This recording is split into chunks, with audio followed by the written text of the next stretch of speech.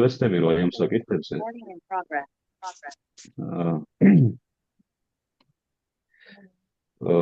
ვისაუბრო გარკვეულწილად ისტორიულ კონტექსტშიც, თქვა, აი თუნდაც აღსარების საიდუმლოზე, როგორ ჩამოყალიბდა ეს ინსტიტუტი, თქვა, ადამიანები როგორ ამბობდნენ აღსარებას და ასე შემდეგ და თქვა, გარკვეულ ეპოქებში და გარკვეულ დროში ვთქვათ, არასწორმა პრაქტიკამ რა სირთულეები შექმნა და ზოგიერთმა ადგილობრივმა ეკლესიამ ეს უკვე გადალახა. და თქვათ, აი ზიარებასთან მიმართებაში, თქვათ, ქრისტიანთა ზიარების სიხშირე როგორ იყო ისტორიულად, როგორ ეზიარებოდნენ, რა დამოკიდებულება ჰქონდა ეკლესიას ზიარების მიმართ, რა შეიძლება ჩაითვალოს ზიარებისათვის ხელი შემშელებელობა და ასე შემდეგ. მოკლედ, ბევრი საკითხია, მაგრამ მე შევეცდები, რომ ლაკონურად და ძირითადად საკითხებზე გავამოხილო ყურადღება. უპირველესად მოდი მე ზიარების საიდუმლოთი დავიწყებ. ნუ თქვენ ახლა სახარებიდან ვიცით, რომ მაცხოვრმა პირველი სიტყვები რისკენაც ადამიანს მოუწოდეს იყო სინანული. და ეს ფაქტობრივად წარმოაჩინა მაცხოვრმა როგორც კარი, რითაც იწყება ადამიანის გამხდობა და ადამიანში სამხმადლის შესულა, ესე ვთქვათ, უხეშად რომ ვთქვათ. აღსარებასთან მიმართებით ჩვენ ვამბობთ, ეს არის ერთ-ერთი საიდუმლო და ორ ესეთ ტერმინს ვიყენებ ჩვენ. ზოგიერთ შემთხვევაში ვამბობთ აღსარების საიდუმლო, ზოგიერთ შემთხვევაში ვამბობთ სინანულის საიდუმლო. გარკვეულ კონტექსტში შეიძლება ითქვას, რომ ეს არის ერთმანეთი სინონიმები და ერთსა და იმავე მდგომარეობას გამოხატავს, მაგრამ მაინც ეს ასე ვთქვათ, საკუთრივ სინანული თუ სხვა მდგომარეობა და აღსარება სხვა მდგომარეობა. შეიძლება ითქვას, რომ სინანული ეს არის უბრალოდ ადამიანის სულიერი მდგომარეობა, ანუ საკუთარი დროების, საკუთარი ნაკლოვანებების გააზრება და საკუთარი თავის მეტნაკლებად რეალური შეფასება და აღსარება ეს არის ასე ვთქვათ უკვე პროცედურული მხარე, როცა ადამიანი ამას აღმოთქვამს კონკრეტულ პიროვნებასთან, ну, ასე ვთქვათ, ამ შემთხვევაში თავის სულიერ მოძღვართან. ბერძნულში აი ამ ორ ტერმინს თავის ესეთი შესაბამისი ტერმინებია. სინანულს ეწოდება მეტანია, ჩვენ ეს ვიცით ბერძნულში, რაც ორი სიტყვისაგან შედგება მეტა და ნუსისაგან. მეტა ეს არის ზოგადად შემასმენელის წინდებული, რაც გადასვლას, გადასხვაფერებას, გადალახვასთან არის ასოცირებული, აი აქედან მოდის მეტამორფოზი, მეტამფსიქოზი, აი სულთან გადასახლება და ასე შემდეგ. და ნუსი, ნოია, ნუსი ეს გახლავთ გონება, ცნობიერება უბრალოდ.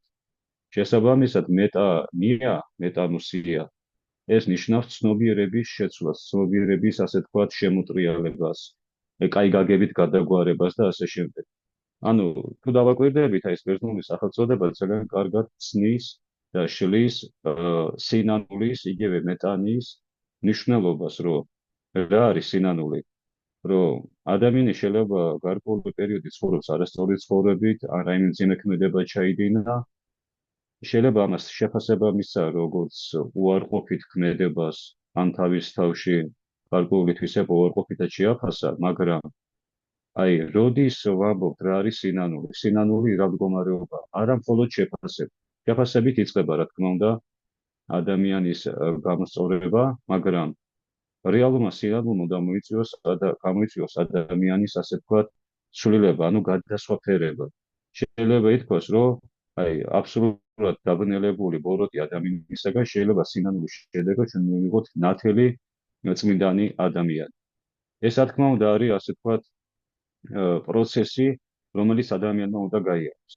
მაგრამ ეს არის ის რეალობა, რასაც უნდა მიაღწიოს ადამიანი. აღსარებას ბერძნულში ეწოდება ექსომოლოგიტარიო, რაც სიტყვასიტყვით ვთქნათ, აი გავთარგმნოთ, რა ნიშნავს, ანუ აღმოთქმას, ამოღრას გულიდან. ეხლა ამით რისი ახსნა მინდა, ეხლა მაინც ფილოლოგიაში რო გადავიჭერი ესე. მაგრამ ამის წინა შესავალი რატომ გავაკეთე, რომ საიდუმლო როგორც ასეთი არის სინანული და არა აღსარება.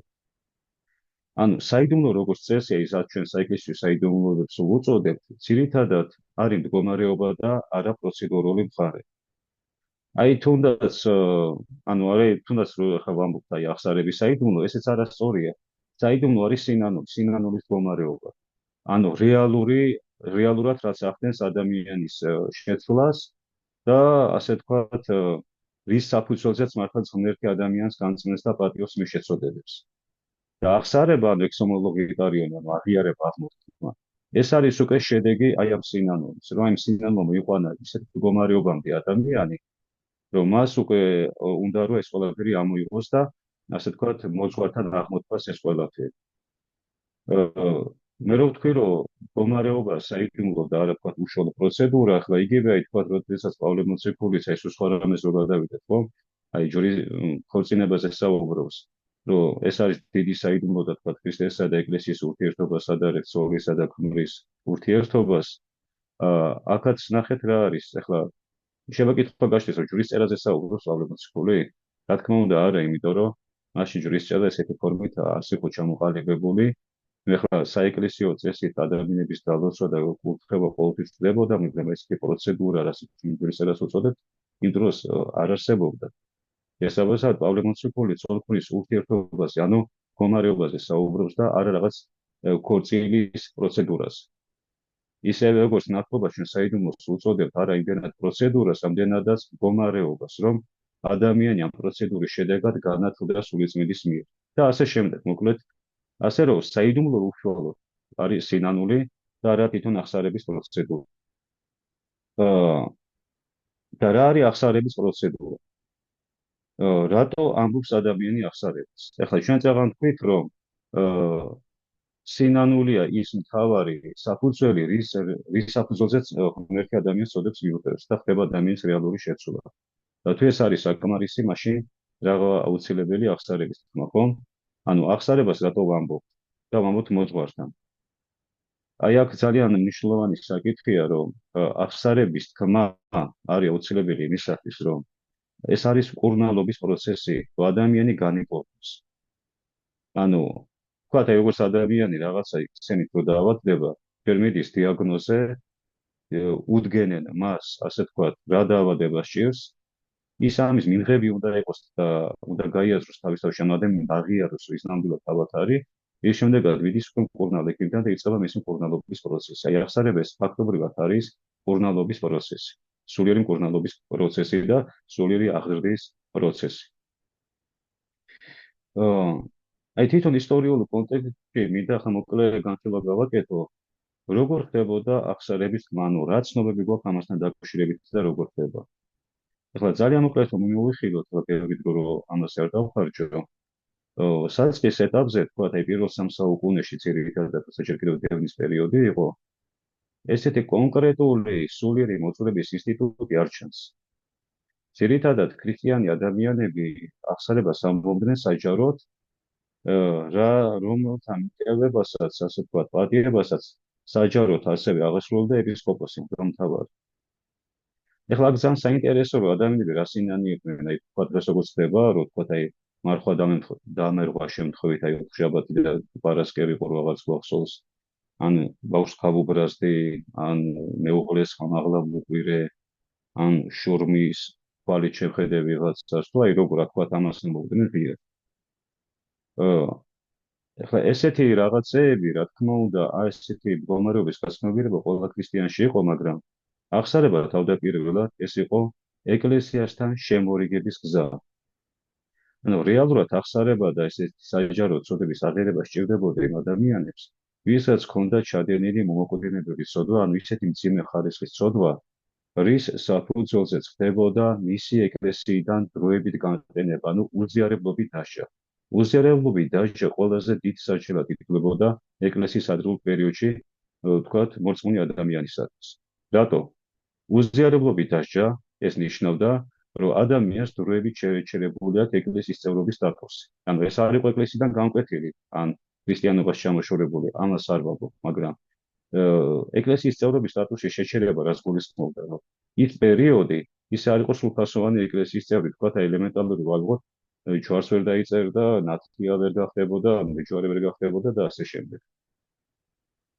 და ეს ჩვენ ვიცით, რომ ეკლესიის ადრეულ პერიოდში უზიარებლობით დასჯა ხდებოდა ხანგრძლივი ვადით ძიმე შეცოდებებზე, თქვათ, ან ქალმა აბორტი გაიკეთა, ან ურთიერთღალატი იყო, ან ვინმეს ფიზიკური ზიანი მიაყენა, ან პაჭრა რაღაცა, რაღაც ეს ძიმე ხარისხის დანაშაული ჩაიდნენ ადამიანს.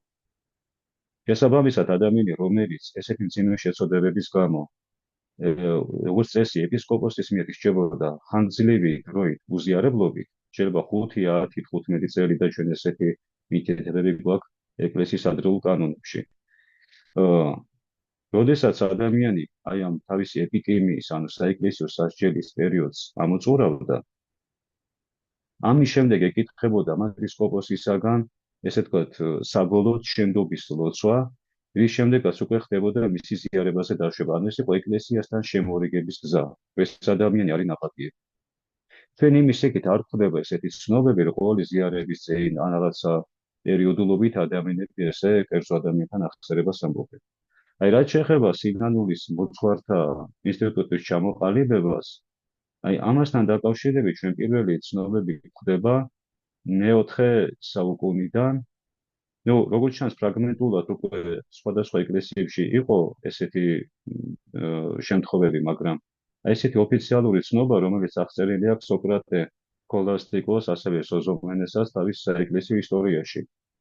და იქ რა წერია, რომ პატრიარქ ნექტარიოსის დროს კონსტანტინოპოლის პატრიარქია საუბარი, რომელიც მეორე მსოფლიო კრებას ესწავლმარეობდა და ერთ-ერთი წმინდანი ეკლესიის, მან შემოიღო სინანულის მოძღვართა ინსტიტუტი თავის ეკლესიაში. და იქ წერია, რომ ეს უნდა ყოფილიყო ღირსებით გამორჩეული სასულიერო პირი, ანუ ყველა სასულიერო პირს არ ქონდეს ეს უფლება მინიჭებული, როგორც თქვათ, დღეს არის ჩვენს ეკლესიაში, ხო, რომ ხელდასხმისთანავე ყველა სასულიერო პირს ავტომატურად ესე ვთქვათ, უფლება აქვს, რომ აღსრება ჩაიბაროს. ეს არ იყო ეკლესიის ადრეულ პერიოდში და ეს როგორც ვიცით, ჩვენ ბერძნულენოვან ეკლესიებში ბევრ ადგილობრივ ეკლესიაში ეს დღესაც არ არის წესი, იქაც შეიძლება ეპარქიაში 20 მღვდელი იყოს და იქიდან მხოლოდ 5 მღვდელს ჰქონდეს ეს უფლება მინიჭებული ეპისკოპოსისაგან, რომ აღსრებები ჩაიბაროს. დანარჩენი, თქვათ, შეიძლება ამ უფლების მატარებელი არ იყო. ნუ ამ ცოტა ხანში კიდევ შეხები საიდან მოდის ეს და აი იქ წერია, ეს უნდა ღირსებით გამორჩეული პიროვნება ყოფილიყო. რა იგულისხმება, რომ შემოვიდა ქონდეს მას შესაბამისი განათლებაც, სტაჟიც, ესე ვთქვათ, მოღვაწეობის და სხვა თვისებები. და იქ მოხდა ესეთი პრეცედენტი, რომ ერთ-ერთი შემცოდე ქალი, რომელიც მივიდა მღვდელთან და რაღაცა ცოდვა უთხრა აღსარებაში, უკვე ესე ვთქვათ, საიდუმლოდ, მღვდელმა ცოტა ხანი ეკლესიაში გააჩერა. და იქ წერია, რომ ეკლესიაში ეს ქალი დაეცა ცოდვით, ხორციელი ცოდვით. რის გამოც მღვდელმა იგი დასაჯა იმ წესით, როგორი სასჯელების იყო ეკლესიის ადრეულ პერიოდში, ანუ როგორი სასჯელები იყო, ამასაც მოკლედ შევეხები. ეხლა დღეს მაგალითად ადამიანი აღსარებას წამოს მღვდელთან, როგორი მძიმე ცოდას არ უნდა თქვას, ჩვენ მას ვადებთ ან დამატებით მარხვას უწესებთ, ან სახლში მუხტრეკას, რაღაცა ლოცვით კანონებს უწესებთ და ასე შემდეგ, ხო? ნუ და დამატებით უზიარებლობითაც ჭირთ, შეიძლება ნახევარი წელი, 1 წელი და ასე შემდეგ. ეკლესიის ადრეულ პერიოდში მძიმე შეცოდებებზე ეს წელიწადი ჩამოთვალე. გარეგნული ფორმის სასჯელები იყო, ანუ რაღაცა პერიოდი ადამიანი ესის გარეთ იდგა საერთოდ, თქვა 3 ან 4 წელი.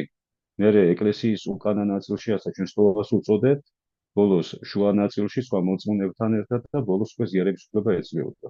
ანუ ისე თქმა მინდა, ადამიანი, რომელიც ესეთი გარეგნული ფორმით იშებოდა, შეიძლება ყველას არ ცოდნა კონკრეტულად რა შეცოდა ამ ადამიანმა, მაგრამ ის რაღაცა მძიმე ცოდვა შეედინეს, ცხად იყო ყველასთვის, იმიტომ რომ მას გარეთ არავინ არ დააყენებდა ყოველუბრალოდ.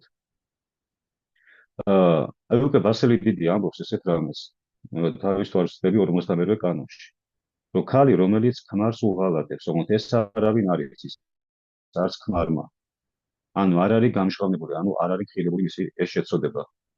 მღვდელმა არ დასაჯოს ესეთი გარეგნული სასჯელი, ანუ გარეთ დაყენები და ასე შემდეგ და ამით, თქვა, შეიძლება ქმარის იმ ეკლესიაში დადის, რომელიც ნახავდა, რომ მისი ცოლი ესე გარეთ დააყენეს და სასჯელის ქვეშ არის, უკვე ეჭვს შეიტანდა, რომ რაღაცა მძიმე ცოდვა ჩაიდინა და შეიძლება მეჭვიანობის ნიადაგს ამხოლოდობა მომხდარიყო რაღაცა მძიმე შემთხვევა.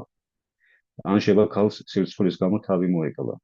ამიტომ არა პედაგოგიურად და არის მიჩნია ეკლესიამ ესეთი ქმედება და მოუწოდა მღვდლებს, რომ ესეთი გარეგნული ფორმით არ დაესაჯა. ეს საუბარი ას მომაყოლე, რომ აი რასაც ყვება სოკრატეს სქოლასტიკოსი, მოძღვარმა ეს ქალი გარეგნული სასჯელი დასაჯა.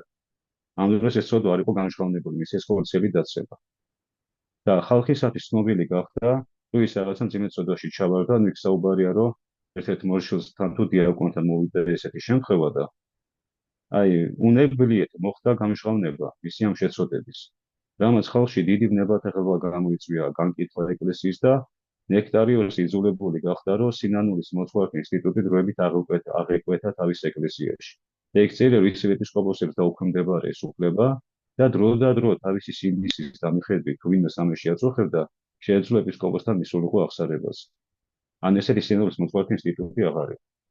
აი, სინანულის მოძღვართა ინსტიტუტი, როცა უკვე ცალკეულ უფლებს ეძლევა ამისი უფლება, უფრო მასიურად ეკლესიის პრაქტიკაში შემოდის მე-5-6 საუკუნეებიდან, მაგრამ ძირითადად როგორი იყო ეს სინანულის მოძღვართა ფუნქცია.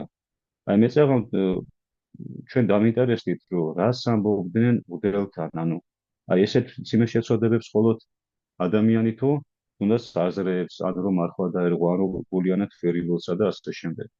საერთოდ პატრა გადახოვას გავაკეთებ, რომ რა თქმა უნდა, ეს აღსარების პროცედურა, როცა შენობის ლოცვას უკითხავ ადამიანის და ზიარების უფლებას აძლევ, ეს დაკავშირებული იყო საწყის ეტაპზე, მძიმე შეცოდებებთან, როცა ადამიანს შეჩერებული ჰქონდა ეკლესიის წევრობის სტატუსი. და ეს იყო ეკლესიასთან შემორიგების პროცედურა, ანუ ესეთი აღსარება და შენობის ლოცვის წაკითხვა. რაც შეეხება ისეთ მდგომარეობას, როცა ადამიანს შეგვიძლია მძიმე ცოდვა აქვს ჩადენილი, მაგრამ თავისი სულიერი მდგომარეობა ასუხებს, თქვათ, აი ეს აზრები ან რაღაცა შეეშალა, სიფიცხე აქ ან რაღაცა. ესეთი, ასე თქვათ, ესეთი აღსარებების კულტურა თავიდანვე არსებობდა ოღონდ ასკეტ მოღვაწეებში.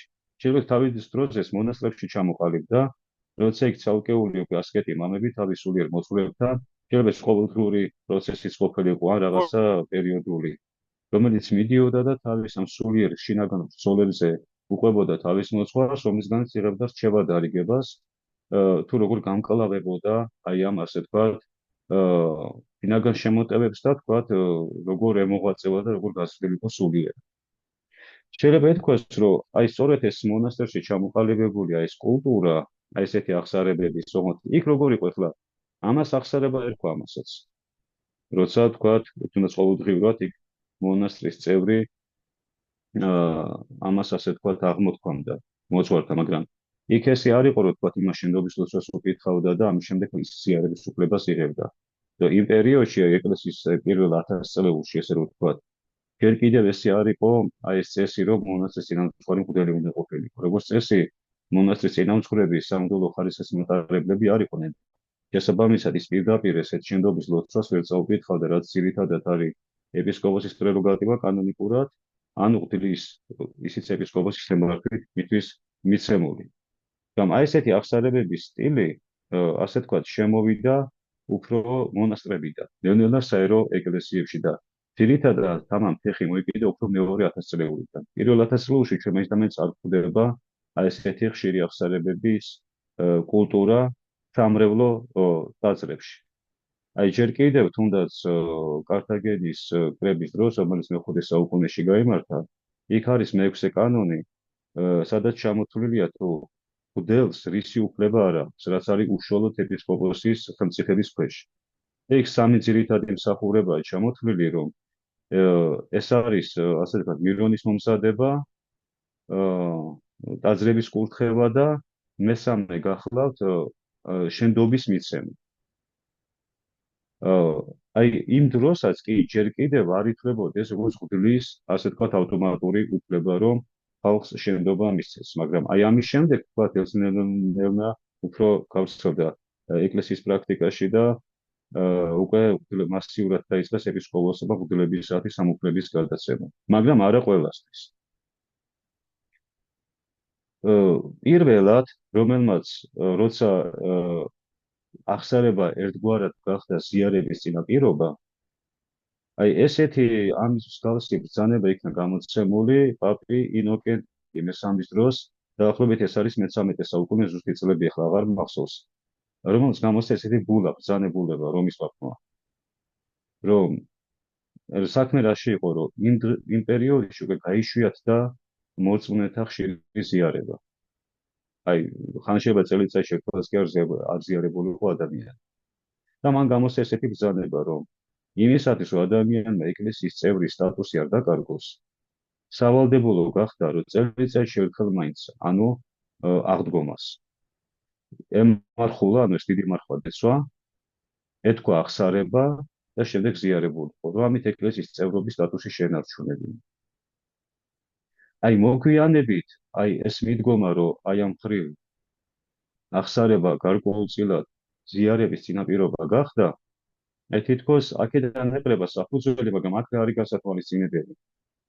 ამ შემთხვევაში აქ ნამდვილად აღსარება არის ზიარების წინაპირობა, მაგრამ გარემოება არის გასათვალისწინებელი რა, რომ აქ საუბარია იმაზე, რომ ეს ხალხი საერთოდ არ ეზიარებოდა, ანუ წელიწადში ერთხელ უნდა ზიარებულიყო, ანუ ინტერვალი იყო დიდი.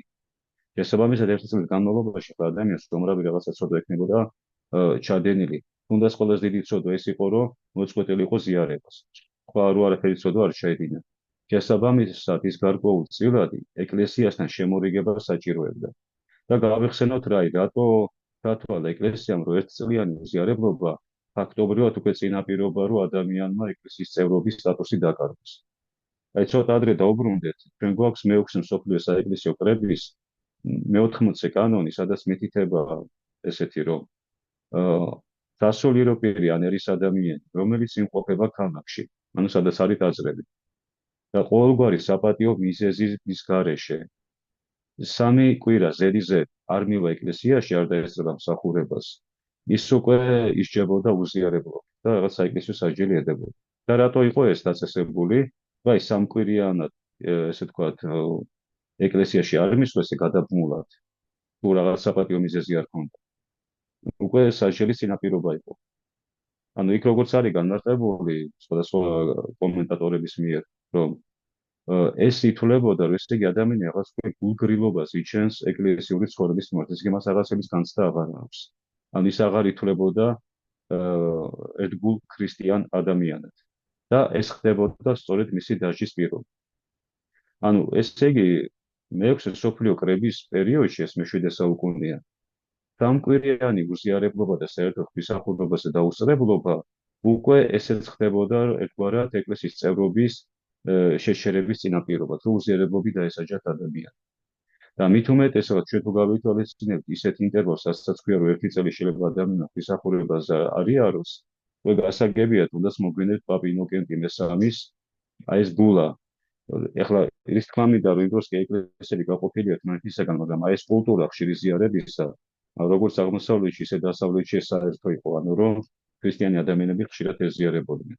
თუმცა ეხლა მე აღსარებაზე ვსაუბრობ, ამიტომ მოწმინდა ხშირ ზიარებაზე ჯერ არ ვამოხვრებ ყურადღებას, სადაც ცოტა ხანში მექნება საუბარი. და უკვე მოგვიანებით ჯერ კიდევ დასავლეთის ეკლესიაში და შემდეგ რუსეთში, ესე ვთქვათ, პეტრე პირველის დროს იქნა იგივე ბრძანება გამოცემული. პეტრე პირველმა გამოსცა ეკლესიის მართლგანგიობის დებულება.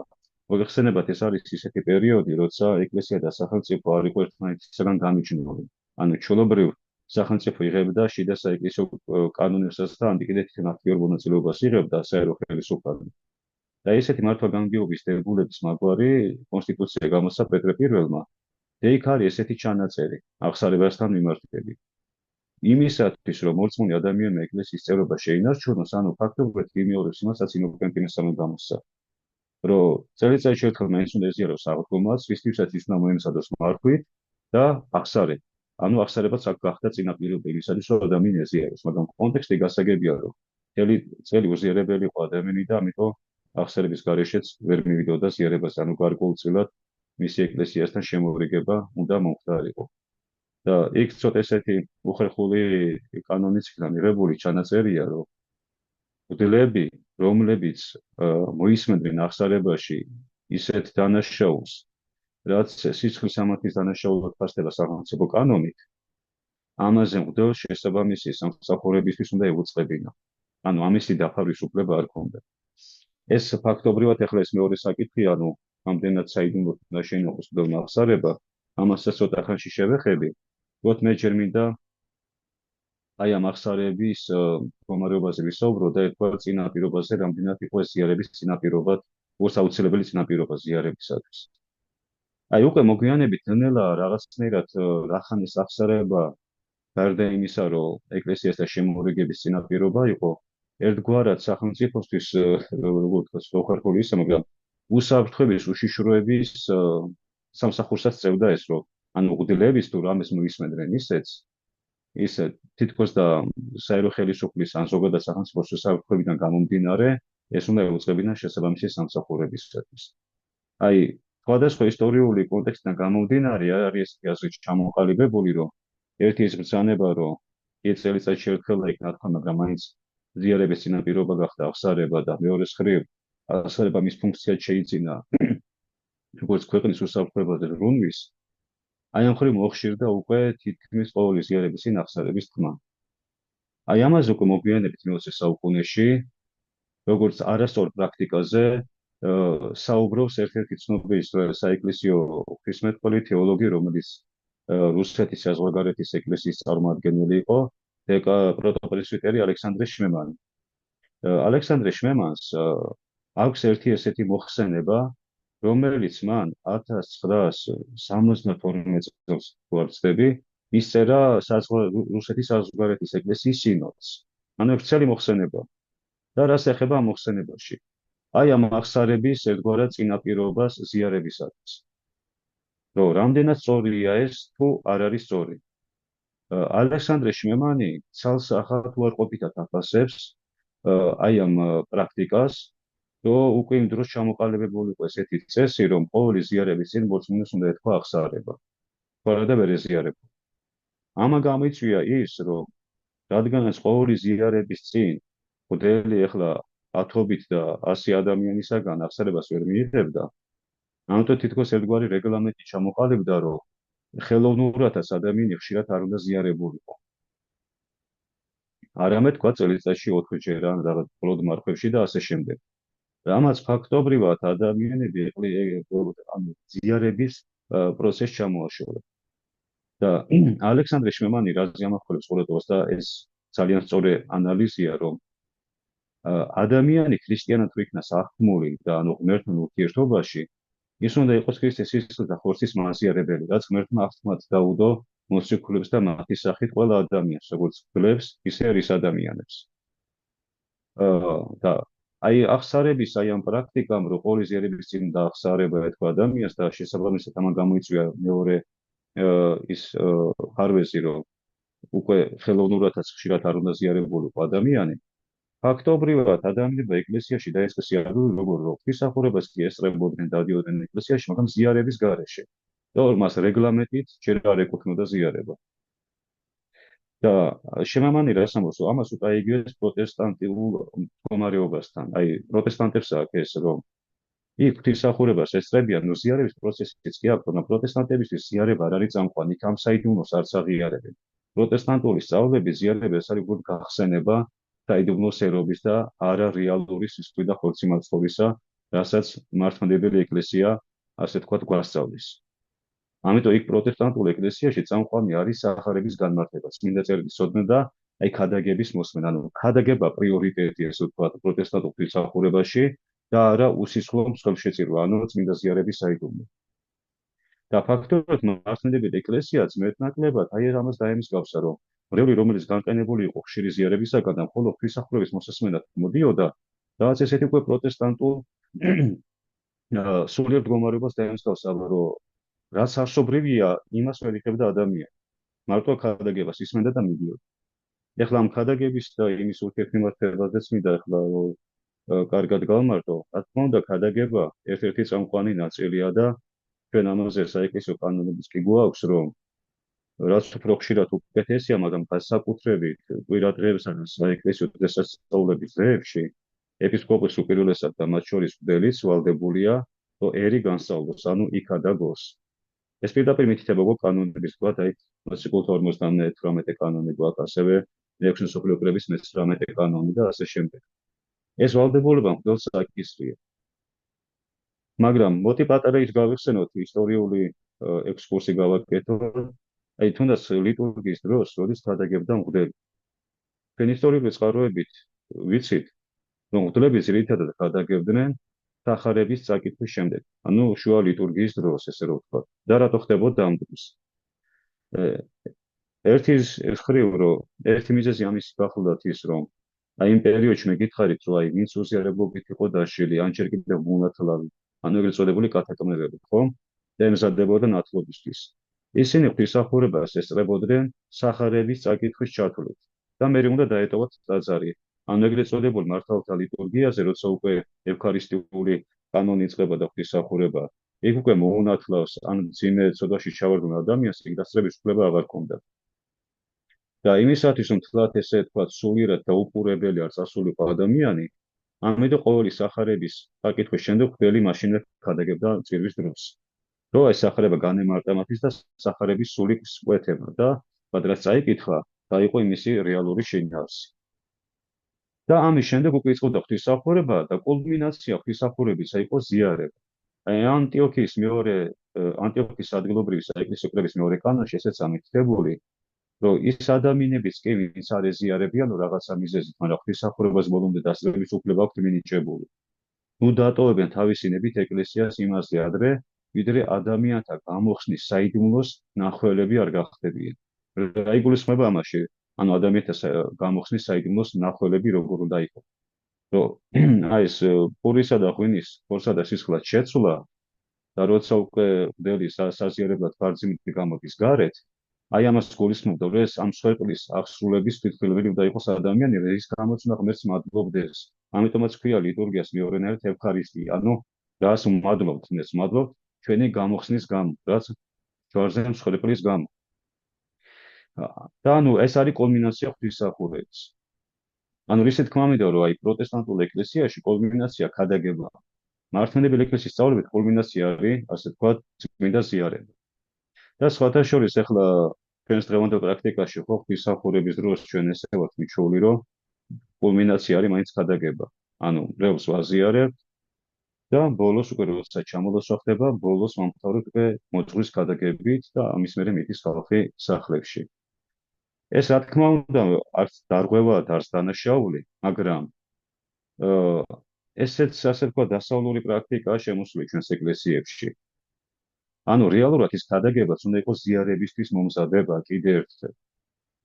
და ზიარებით უნდა დასრულდეს ასე ვთქვათ ღვთისმსახურება. ახლა მე ვერ ვიტყვი რომ ესე კანონია, მაგრამ ეს იყო ტრადიცია, ესე ვთქვათ კანონიკური ტრადიცია იყო და აი მე დღესაც რამდენადაც ვიცი ახლა რაც მინახავს აი საბერძნეთში ეს ძირითადად ესეთი პრაქტიკაა რომ უშუალოდ სახარების წაკითხვის მერე არა, მაგრამ აი სანამ მოწმუნეთა ზიარება დაიწყება, მანამდე გამოდის ამბიონზე ეპისკოპოსი ან მღვდელი ქადაგებს შედის და მერე უკვე მოწმუნეთა ზიარებას იწყებს და ზიარების შემდეგ უკვე ეპისკოპოსი ულიგებს ხალხს და ასე ვთქვათ მერე მიდიან სახლებში. ანუ ეს საუბარი ხლა ამას რას მოვაყოლე, რომ ადამიანის ღვთისმსახურებაზე დასწრების არსი არის რომ უნდა ეზიაროს. ანუ აი ამ საიდუმლოში მიიღოს მონაწილეობა. და არის ისა რომ უბრალოდ მოისმინა ღვთისმსახურება და წავიდა, თუ რაიმე საპატიო მიზეზი არ უშლის ხელს, რა თქმა უნდა შეიძლება ნებითი მიადევს, ანუ უბრალოდ ვერ მოიმზადა ასე ვთქვათ ზიარებისათვის და ანუ შმემანი ამ შემთხვევაში ამ თავის წერილში ამ ტენდენციას აკრიტიკებს, რომ აი ხელოვნურად ადამიანები ალბათ დაარიყოს ეკლესიამ ზიარებისაგან. და ნუ ამ მისი მოხსენების საფუძველზე იქ ნამდვილად იმშელა სინოდმა და ნელ-ნელა ასე ვთქვათ გამოასწორა ეს სიტუაცია. და ამავე მოხსენებაში ძალიან საინტერესო შეფასებას აძლევს თვითონ აღსარების წესს შმემანი, რომ აი როგორი უნდა იყოს აღსარება, ეს ძალიან საინტერესოა.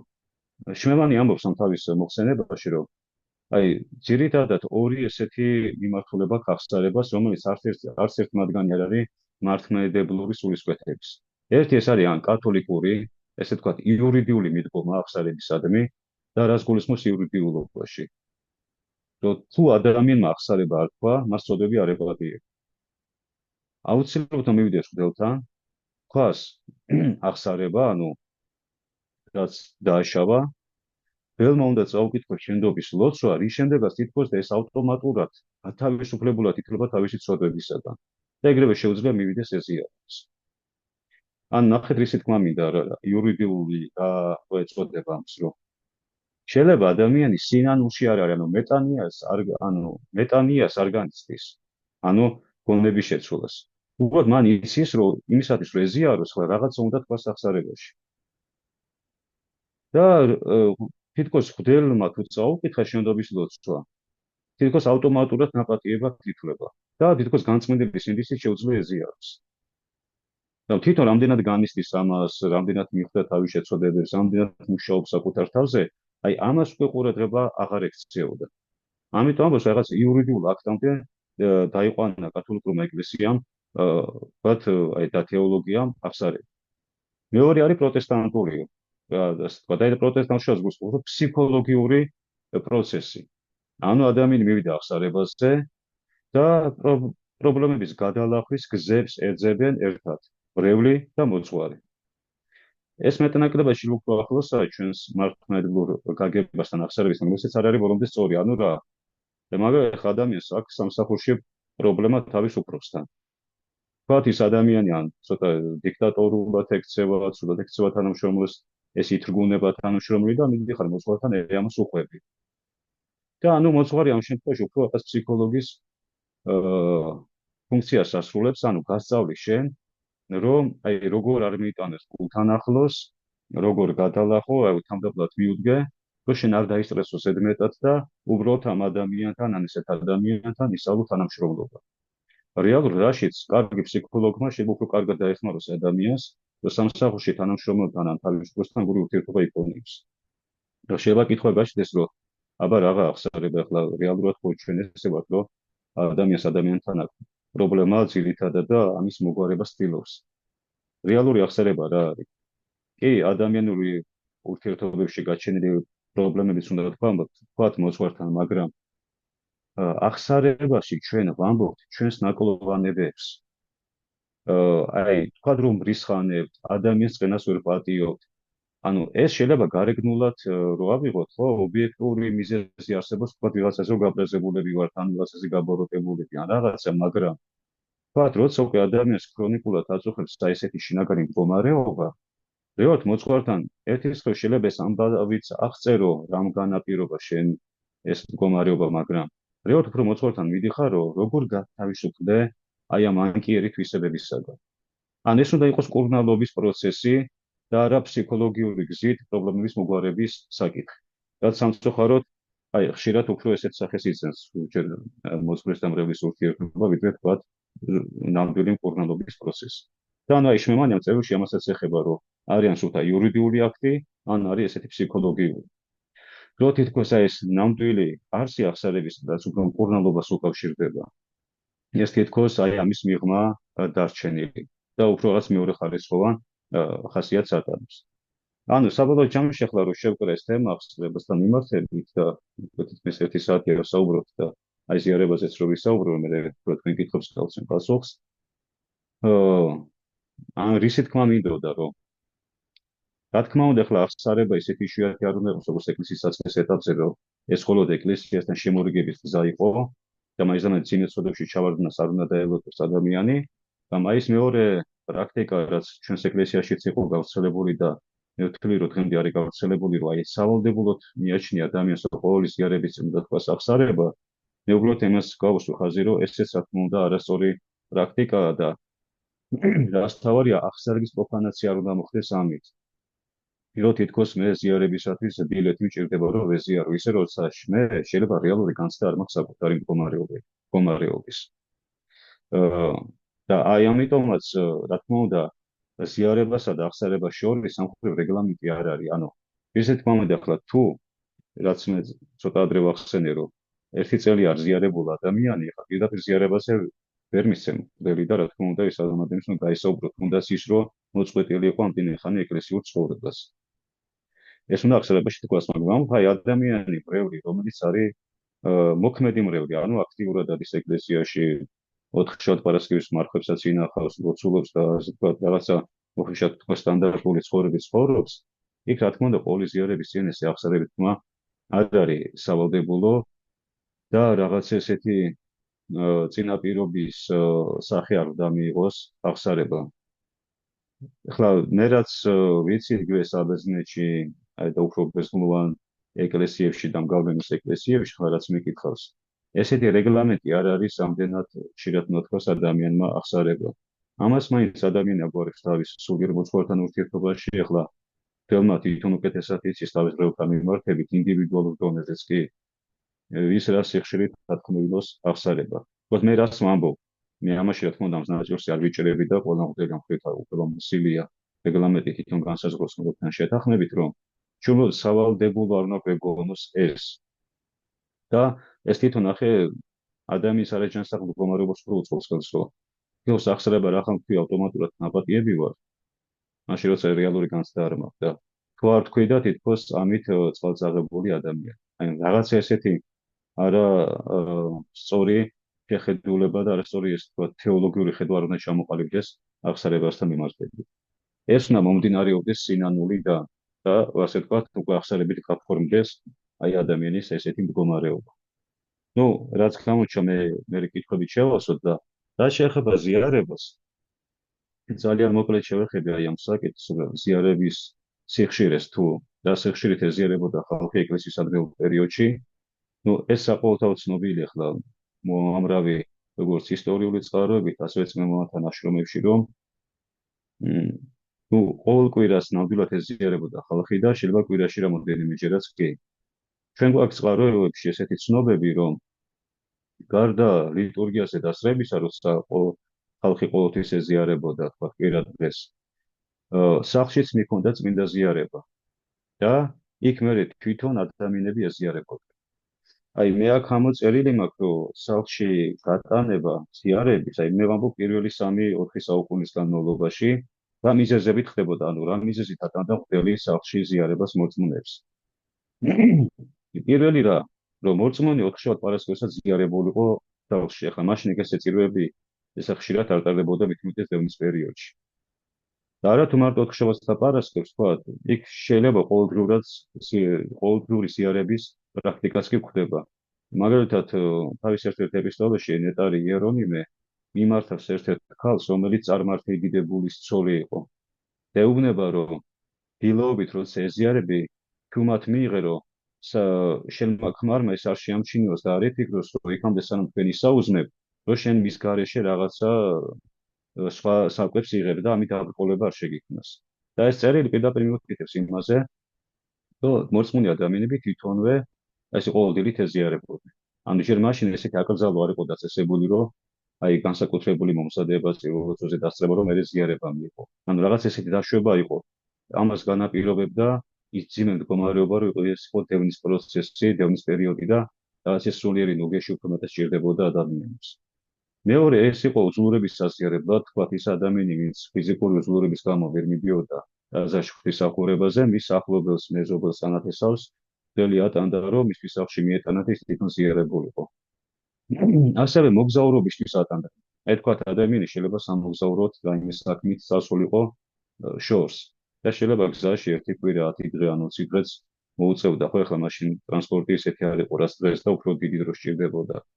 აი გზაში თუ თქვა ისე მოხდებოდა, რომ ან კვირა დღე და თან საეკლესიო დღესასწაული და მას ტაძარში ღვთისმსახურებაზე დასწრების საშუალება არ ექნებოდა, მას შეეძლო რომ გზაში თვითონ ზიარებულიყო აი ამ დღეებში. ასევე განდეგილებისთვის. თქვენ ვიცით, რომ ეკლესიის როცა უკვე სამონასტრო ცხოვრება ყალიბდება, უკვე განდეგილური ცხოვრება იყო, როცა ადამიანები ასკეტური მოღვაწეობის მოტივით გადიოდნენ უდაბნოში.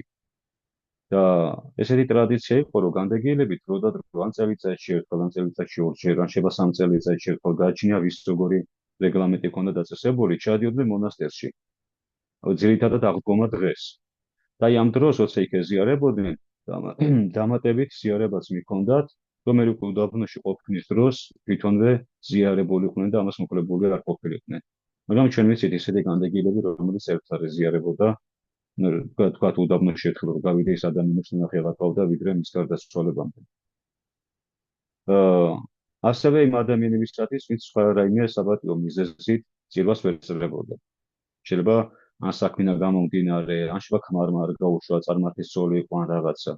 ასევე იმათვისაც შეიძლებოდა ზიარების გატანება, რომ ესე დღეებში ასე თქვა თვითონვე ზიარებულიყო. ისე საწყის ეტაპზე ნახეთ რა ხდება, ერთი რომ სახლში მიქონდა მოწმუნეებს ზიარება და ასევე იმაზე მეტყველებს, რომ ხშირად ეზიარებოდა ხალხი. იმიტომაც იყო, აი თქვა, მრავალწლიანი უზიარებლობით დასჯა ეკლესიის ადრეულ პერიოდში და დღეს ჩვენ ეს არ გვაქვს. ზიარების გარდა სხვა სასჯელი არც იყო და თან უზიარებლობა კიდევ ერთხელ ვიმეორებ, იყო ფაქტობრივად ეკლესიის წევრობის შეჩერებასთან გაიგივებული. და ბუნებრივ ეს ყველაზე დიდი სასჯელი იყო, რაც კი შეიძლება დაეკისრებინა ეკლესიას ერის ადამიანისათვის. აი უკვე მოგვიანებით, ასე ვთქვათ, გაიშვიათება ხდება ზიარების და მე წეღარ ვახსენე ტრულის კრების ეს მე-80 კანონი, ამიტომაც იქნა მიღებული, რომ ხალხი უკვე ესე ხშირად აღარ დადიოდა ეკლესიაშიც კი, არათუ ისა რომ არ ეზიარებდა. და შესაბამისად სამი კვირა ზედიზედ, ვინც არასაპატიო მიზეზით არ მივიდოდა ეკლესიაში, უკვე ამის გამო ისჭებოდა ადამიანი უზიარებლობით. ეხლა რაც შეეხება უქმობას და ეკლესიაში სიარულს, აქვე გავაკეთებ პატარა გადახვევას. რა არის უქმობა ეხლა? მით უმეტეს ისრაელში მცხოვრებლებისათვის ეს ძალიან მნიშვნელოვანი საკითხია, თქვათ შაბათის წესი როგორც არის დაცული, ძველი აქ დამოყოლებული და ასე შემდეგ, რომ ეხლა ჩვენ ისე ლიფტიც კი თვითონ მოძრაობს და თქვათ აი ასეთი დონის უქმობა გამოცხადებული, ხო, რომ ღილაკს ხელი არ მივაჭიროთ და ასე შემდეგ. საეკლესიო კანონებში რა იგულისხმება, რომ ეს უქმობა როგორი უნდა იყოს? აი თქვათ კვირა დღეს 20 ადამიანი ღვთისმსახურებას უნდა დაესწროს. ეს უნდა იყოს უფლის დღე და ღვთისმსახურებისათვის უნდა მოიცალოს ადამიანი. პირველი რომ დაესწროს წირვა-ლოცვას და შემდეგ ის დღე გაატაროს სათნო საქმეებში, ან მოინახულოს ახლობელი ადამიანი, ან დაჭირვებული, არ იმის სათნო საქმე გააკეთოს. მაგრამ იქვე წერია კანონების განმარტებაში, რომ ეხლა ადამიანი ესეთი რაიმე საქმით ვერ იქნება დაკავებული და უბრალოდ უაზროდ უნდა იყოს, მაგას ჯობია იშრომოს. ეს ერთი. და მეორე, საპატიო მიზეზია რა, აი ახლა იქ წერია რომ არასაპატიო მიზეზით თუ არ ესწრება ამ შემთხვევაშია ცოდვა. რა არის საპატიო მიზეზი? იმ კანონში წერია რომ ან შეიძლება ეს იყოს ფიზიკური უძლურება, ავადმყოფობა, ან სხვა რაიმე ხელისშემშლელი გარემოება, თქვათ ჭირიანობა, ან შეიძლება რაღაცა ომიანობა და ამის გამო ვერ მივიდა, მაგრამ კომენტარებში წერია შეიძლება ეს იყოს სავალდებულო სამსახურიც კი. აი დღესაც ხა პრაქტიკაში არის შემთხვევები, რომ ხლა ადამიანებს ზოგჯერ ისეთი რეჟიმის სამსახურები აქვს, რომ აი შაბათ-კვირასაც მუშაობს და განიცდის, რომ ის ყოველ კვირა წირვას ვერ დაესწრება. ზოგჯერ არის, რომ ვთქვათ, მგდელიც რაღაცნაირად უხერხში ვარდები, რომ აი როგორ შეიძლება რომ კვირა დღეს ვერ დაესწროს ან რაღაცა. ერთი რამე უნდა ვიცოდეთ, რომ თუ ესეთი ხელისშემშლელი გარემოება არის, ეს რა თქმა უნდა საპატიო მიზეზად ითვლება და ეს პირდაპირ ადამიანის სოდვაში არ ეთვლება, როცა მიზეზით შეიძლება ყოველ კვირა ღვთისმსახურებას ვერ დაესწროს. ხლა ჩვენ არ უნდა ჩავაყენოთ ადამიანით თქვა ისეთ უხელხო სიტუაციაში, რომ აი არჩევანს ის წინაშე, რომ ან ეკლესიაში არე და სამსახური დაკარგე, ან თუ არ გინდა სამსახურის დაკარგვა, მაშინ შენ აღარ ხარ სრულფასოვანი ქრისტიანი. ესეთი დამოკიდებულება რა თქმა უნდა არასწორია და თუნდაც ადამიანი თქვას, რომ აი მე მარტო თვეში ერთხელ შემიძლია რომ ვიღაცას გადავუცვალო და მოვიდე ხოლმე, ესეც რა თქმა უნდა დამაკმაყოფილებელია და ეს მის ქრისტიანობას შილდილქვეშ არანაირად, ასე ვთქვათ, არ აყენებს. საბოლოო ჯამში რის თქმა მინდა რომ რა სიხშირით უნდა ეზიაროს მოწმუნე. აქაც რა თქმა უნდა, რაც მე აღსარებასთან მიმართებით ვთქვი, ამ რეგულაციას ადგენს თავისუფლად მოძღვართან ერთად. და შეიძლება მოძღვარმა საჭიროდ ჩათვალოს, რომ ამ ადამიანმა თვეში ერთხელ უნდა ეზიაროს ეს თუ ის ადამიანი და მეტი არა. შეიძლება ან ხილისგანად მიდრეკილია, ან სხვა რაღაც მიზეზებია. ან არის მრევლი, რომელსაც ჩვენ ვაძლევთ უფლებას, რომ ყოველკვირად შეიძლება ეზიაროს. ყოველ შემთხვევაში მე რის თქმა მინდა, რომ ზიარება უნდა მოხდეს ყოველ წირვაზე, ანუ პოტენციურად ყველა მოწმუნე ადამიანს ყოველკვირა დღეს ან საეკლესიო დღესასწაულებზე შეუძლია და ვალდებულიც არის რომ ეზიაროს. ესეა ასე ვთქვათ ეკლესიის კანონიკური ტრადიცია და საეკლესიო კანონების სწავლება და მამათა სწავლება. ამიტომ ტარდება წირვა. და აი თქვათ პროტესტანტულ იმას ვარ დაემსგავსოს ადამიანი, თქვათ რაღაც ღვთისმსახურებას და თვითონ თავის ცხოვრების წესითაც, ხო? ზიარება არის კულმინაცია, ამიტომ მივიდოთ ეკლესიაში, რომ ზიარების მიღები გახდე, ანუ ქრისტეს სისხლის და ხორცის, რითაც ადამიანს ნამდვილი ქრისტიანი ეწოდება. მაგრამ შეიძლება იყოს რა თქმა უნდა გარკვეული საპატიო მიზეზები, რის გამოც ადამიანმა შეიძლება ვერ მოახერხოს ესეთი ხშირი ზიარება. ყოველ შემთხვევაში სამით ისე თქმა მინდა, რომ რაიმე ხელოვნური მოტივებით არ შეიძლება ადამიანმა თავისთავად განაყენოს, ასე ვთქვათ, ხშირი ზიარებისადმი. დანარჩენს თავის მოძღვართან უნდა დაარეგულიროს. და ჩვენ ხოლმე გვიჩნდება აი ესეთი შინაგანი როგორ ვთქვა დისკომფორტი, რომ აი უნდა მოვემზადო ესე ხა ყოველკვირა ვეზიარო შევა გაუბრალოდეს ან რაღაცა ეგ მოტივების მე ხშირად მომისმენია რომ აი ადრე მე სემინარის სტუდენტი ვიყავი მაშინ უფრო მკაცრად იდგა საკითხი რომ ყოველკვირა ზიარება არ შეიძლება მორწმუნე მრევლის და მაშინ გამიშთა კითხვა რომ აი მოდელი ყოველკვირა ეზიარება და რატო შეიძლება რომ მრევლის ეზიაროს და თუ ესეთი მოტივი მოსმოდა რომ გაუბრალოება მოხდება ზიარების ეს ჩირი ზიარები იმიტომ არ შეიძლება ადამიანი რომელიც წელიწადში 4-ჯერ ეზიარება პრომოციწებით მოდის თუ ახლა ყოველკვირა მას ვაზიარებთ, ეს მოწიწებას დაკარგავს. და რა თქმა უნდა, ეს არასწორი ლოგიკაა, იმიტომ რომ გაუბრალოება ყველაფერს შეიძლება დაემუქროს. ახლა მაშინ ეკლესიაშიც არ უნდა ვიაროთ ყოველკვირა. რომ ეკლესიის მიმართ მოწიწება არ დავკარგოთ, ხდები არ ვნახოთ ყოველკვირა რომ ის მიმართ პატრიცემ არ დავკარგოთ და ეს ახლა შეიძლება ჩვენ ყველაფერზე გაგვიჩნდეს ესეთი საშიშროება. რა თქმა უნდა, ეს არასწორი მოტივია. აი ერთ საკითხზე მინდა ყურადღება დავამახვილო, აი უღირსად ზიარების თემაზე. რიგ ხშირად ხოლმე მოყავ პავლე მოციქულის აი ეს სიტყვები, დარსტები კორინთელთა მიმართ ეპისტოლეში საუბრობს პავლე მოციქული, რომ თქვენ შორის იმიტოა ავადმყოფობები ხშირად, რომ უღირსად ეზიარებითო. ძალიან საინტერესოა აი ამ კონტექსტის განმარტება, სხვადასხვა განმარტებები, მაგრამ ძირითადი რა არის აი ამ კონტექსტის არსი. რომ პავლე მოციქული ამ შემთხვევაში მიმართავს რომელ კორინთელებს და რა ჩაუთვალა მათ უღირსიარებლად.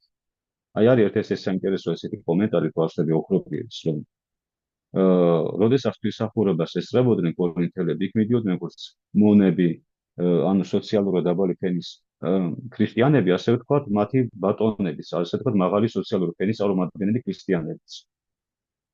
და ჩვენ ვიცით, რომ იმ პერიოდში, ადრეულ პერიოდში ეკლესიის ყოველი წირვის მიერ იმართებოდა ეგრეთ წოდებული აღაპები, ანუ სიყვარულის სუფრა. სადაც მე ყველა ერთად ხდებოდა და რაღაც ერთი საერთო ნუგეში იყო.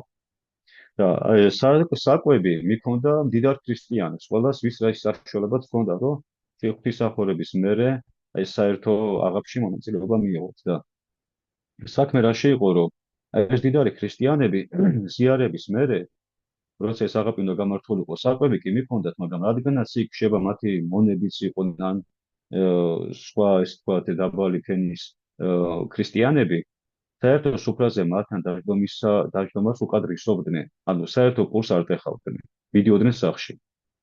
აი პავლე მოციქულმა ეს შეუთვალა უღირსიარებად, ანუ მოყვას ის მიმართ უსიყვარულობა, უკაცრავად, რომ ესე იგი ზეციურ საზრდოს, ანუ ქრისტეს ისუსდახორცია საუბარი.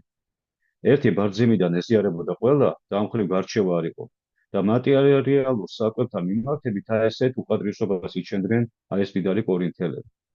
და აი ეს ჩაუთვალა სწორედ უღირსიარება, ანუ ისი თქმა მინდა ახლა ამით.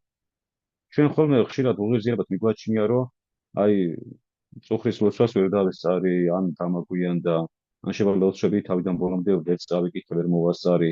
ნუ გააჩნია მოტივს რა თუ ზიზარმაცის გამო ემართება, რა თქმა უნდა, თვითონ ზიზარმაცია უკვე ცოდვა, მაგრამ ძირითადად ესეთ რაღაცებზე გადაქვს ადამიანის ყურადღება. არადა სახარების მიხედვითაც, მონათთა სწავლებითაც უფრო მეტი ცოდვა შეიძლება ადამიანი გარეგნულად ესეთი დისციპლინირებულიც იყოს, მოწესრიგებულიც, მაგრამ უსიყვარულობა კონდეს, გურიანი იყოს, ვთქვათ, იმაზე ფიქრობდეს, ვისაც იცოდე გაუკეთოს. რაღაცა, ანუ არ კონდეს მოყვასი სიყვარული. რეალურად ეს უფრო მეტად დამოფრკოლებელია ზიარებისათვის, ვიდრე ის შეება გარეგნული დისციპლინის კუთხით ადამიანმა ბოლომდე ვერ მოასწრო ისეთი ფორმით მომზადება, როგორც ვთქვათ, ეს არის გაწერილი და ასე შემდეგ. ასე რომ ეს ღირსად თუ ღირსად ზიარების თემაც ფიქრობ, რომ არის სწორად გასაზრდებელი, რომ ადამიანმა ხელოვნურად თავის და სამხრივას დაბრკოლება, ასე ვთქვათ, არ შეუქმნას.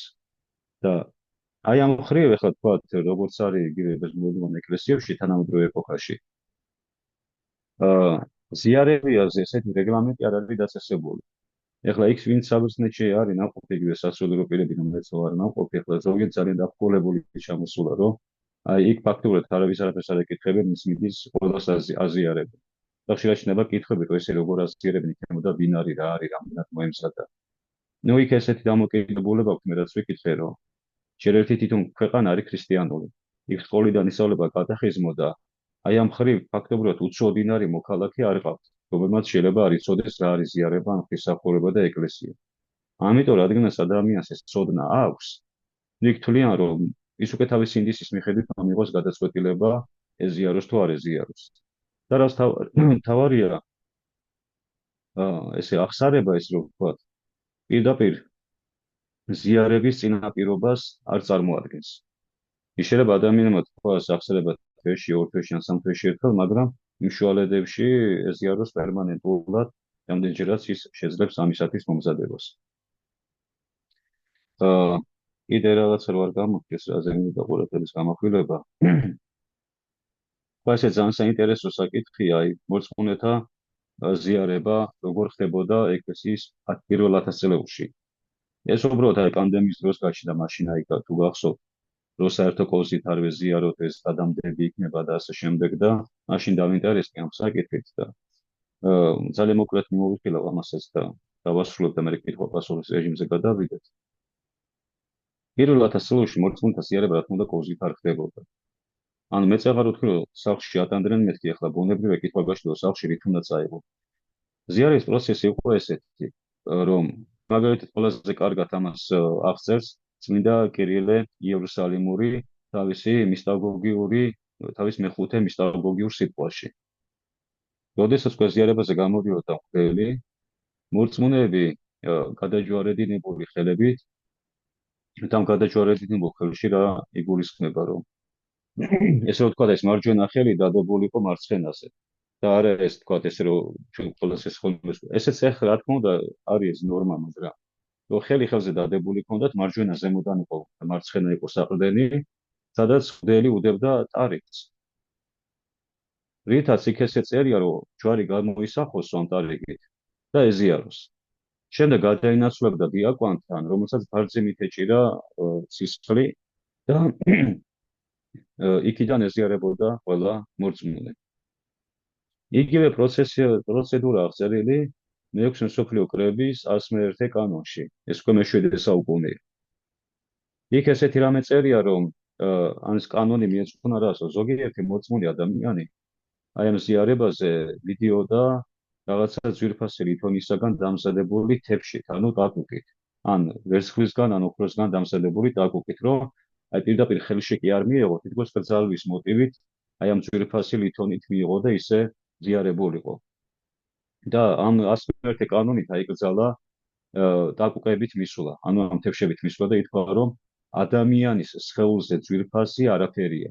ის ვინც ღვთისხატად და მსგავსად არის შექმნილი, ხელით ქმნილი ჭურჭელი ამაზე წმინდად და ამაზე ძვირფასად არ უნდა მიიჩნიოს. და რატო გახდა საჭირო აი ამ კანონის მიღება? ესე ძალიან გავს აი პავლე მოციქულის იმ მოტივს, რაც თოდაც ჩაუთვალა კორინთელებს. ანუ რომ ამ ესეთი თეფშების დამზადების საშუალება ჰქონდა მდიდარ ქრისტიანებს. ღარიბი ქრისტიანებს ახლა არ ჰქონდა იმის საშუალება, რომ თეფშები დაემზადებინათ. შესაბამისად, ეს ღარიბები პირდაპირ ხელში იღებდნენ. და თითქოს ეს მდიდარი ქრისტიანები მის დაკუკით მიდიოდა, იქ უკვე განიკითხავდა მღარიბ ქრისტიანებს, რომ ისინი უღირსად ეზიარებიან, რომ პირდაპირ ხელში იღებენ მაცხოვრის ხორცს, ანუ აი ამ ტარიკს. და ეს ჩაუთვალა ცოდვათ აი ამ შეძლებულ ქრისტიანებს ეკლესიამ თავისი ძმების განკითხვა. ანუ ესეც ერთ-ერთი ამ პარტავნების წყარო გახდა მათთვის და ამიტომ ეკლესიამ აკრძალა ნებისმიერი ჭურჭლით ზიარებაზე მისვლა და ისე აღება. ანუ თქვა, რომ ხელით აიღონ ისე როგორც სხვა დანარჩენი ქრისტიანები იღებენ. ანუ ესეც კიდევ ერთხელ ადასტურებს, რომ ზიარება ხდებოდა აი ესეთი ცალ-ცალკე, ანუ მღვდელი აძლევდა ტარიქს, ანუ იმპულსს, მერე დიაკვანი აზიარებდა ბარძიმიდან სისხლით. იგივე ადასტურებს წმინდა იოანე დამასკელი თავისი ცნობილ ნაშრომში მართლმადიდებლის სარწმუნოების ზედმიწევნითი გარდამოცემა. იქაც ზიარების ამ პროცედურაზეა საუბარი. ეს უკვე არის მე-8 საუკუნე. ანუ პირველ 1000 წლებში ჩვენ აღსადა ხდება პოზიციების პრაქტიკა. სავარაუდოდ, რაც ახლა მეკითხან ვიკულიე, პოზიციების პრაქტიკა ნელ-ნელა ფეხს იდებს, ასე ვთქვათ, ეკლესიაში მე-11 საუკუნეებიდან.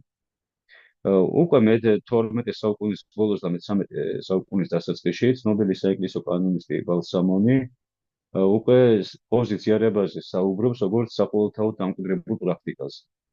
და ეს უკვე წარმოაჩენს იმას, რომ მე-12 საუკუნის ბოლოსკენ და მე-13 დასაწყისში პოზიციერება ეკლესიაში დამკვიდრებული საყოველთაო პრაქტიკა იყო ფაქტიურად და აი ეს ხელში მიცემა ზიარებისა აიკრძალა.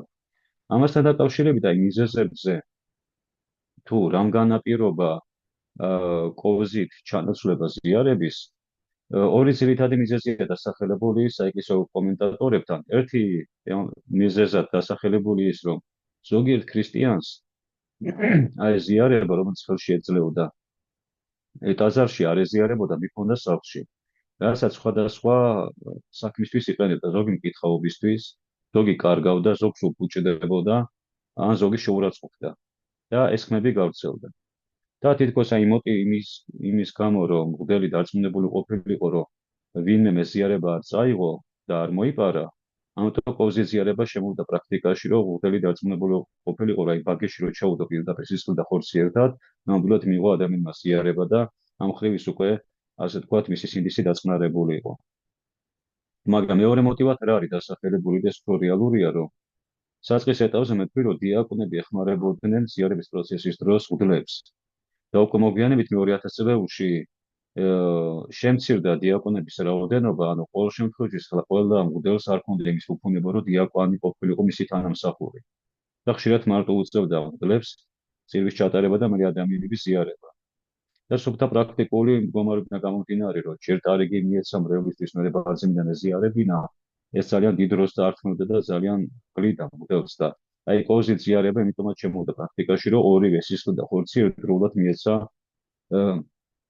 მორწმუნე ადამიანებისათვის მღვდელს და აი აქედან ეს დაპირდა შეიძლება ასე თქვათ კოვზით ზიარება.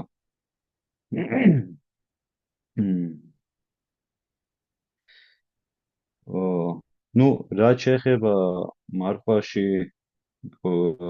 ზიარებას თუ აი ხელის შემშლელი მიზეზები რა არის?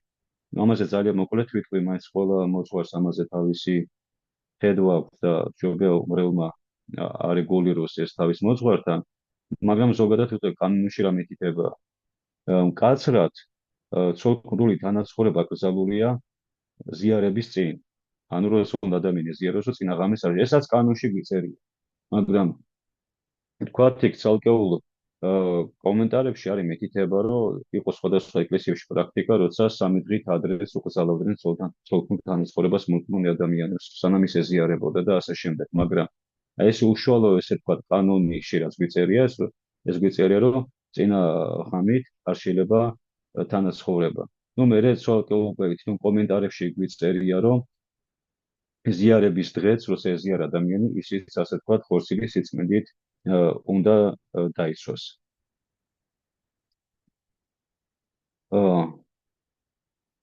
ხო, ну, პირველ შეწირულზე ახლა მე ეს ლიტურგიაზე არც მიფიქრია მესაუბრა.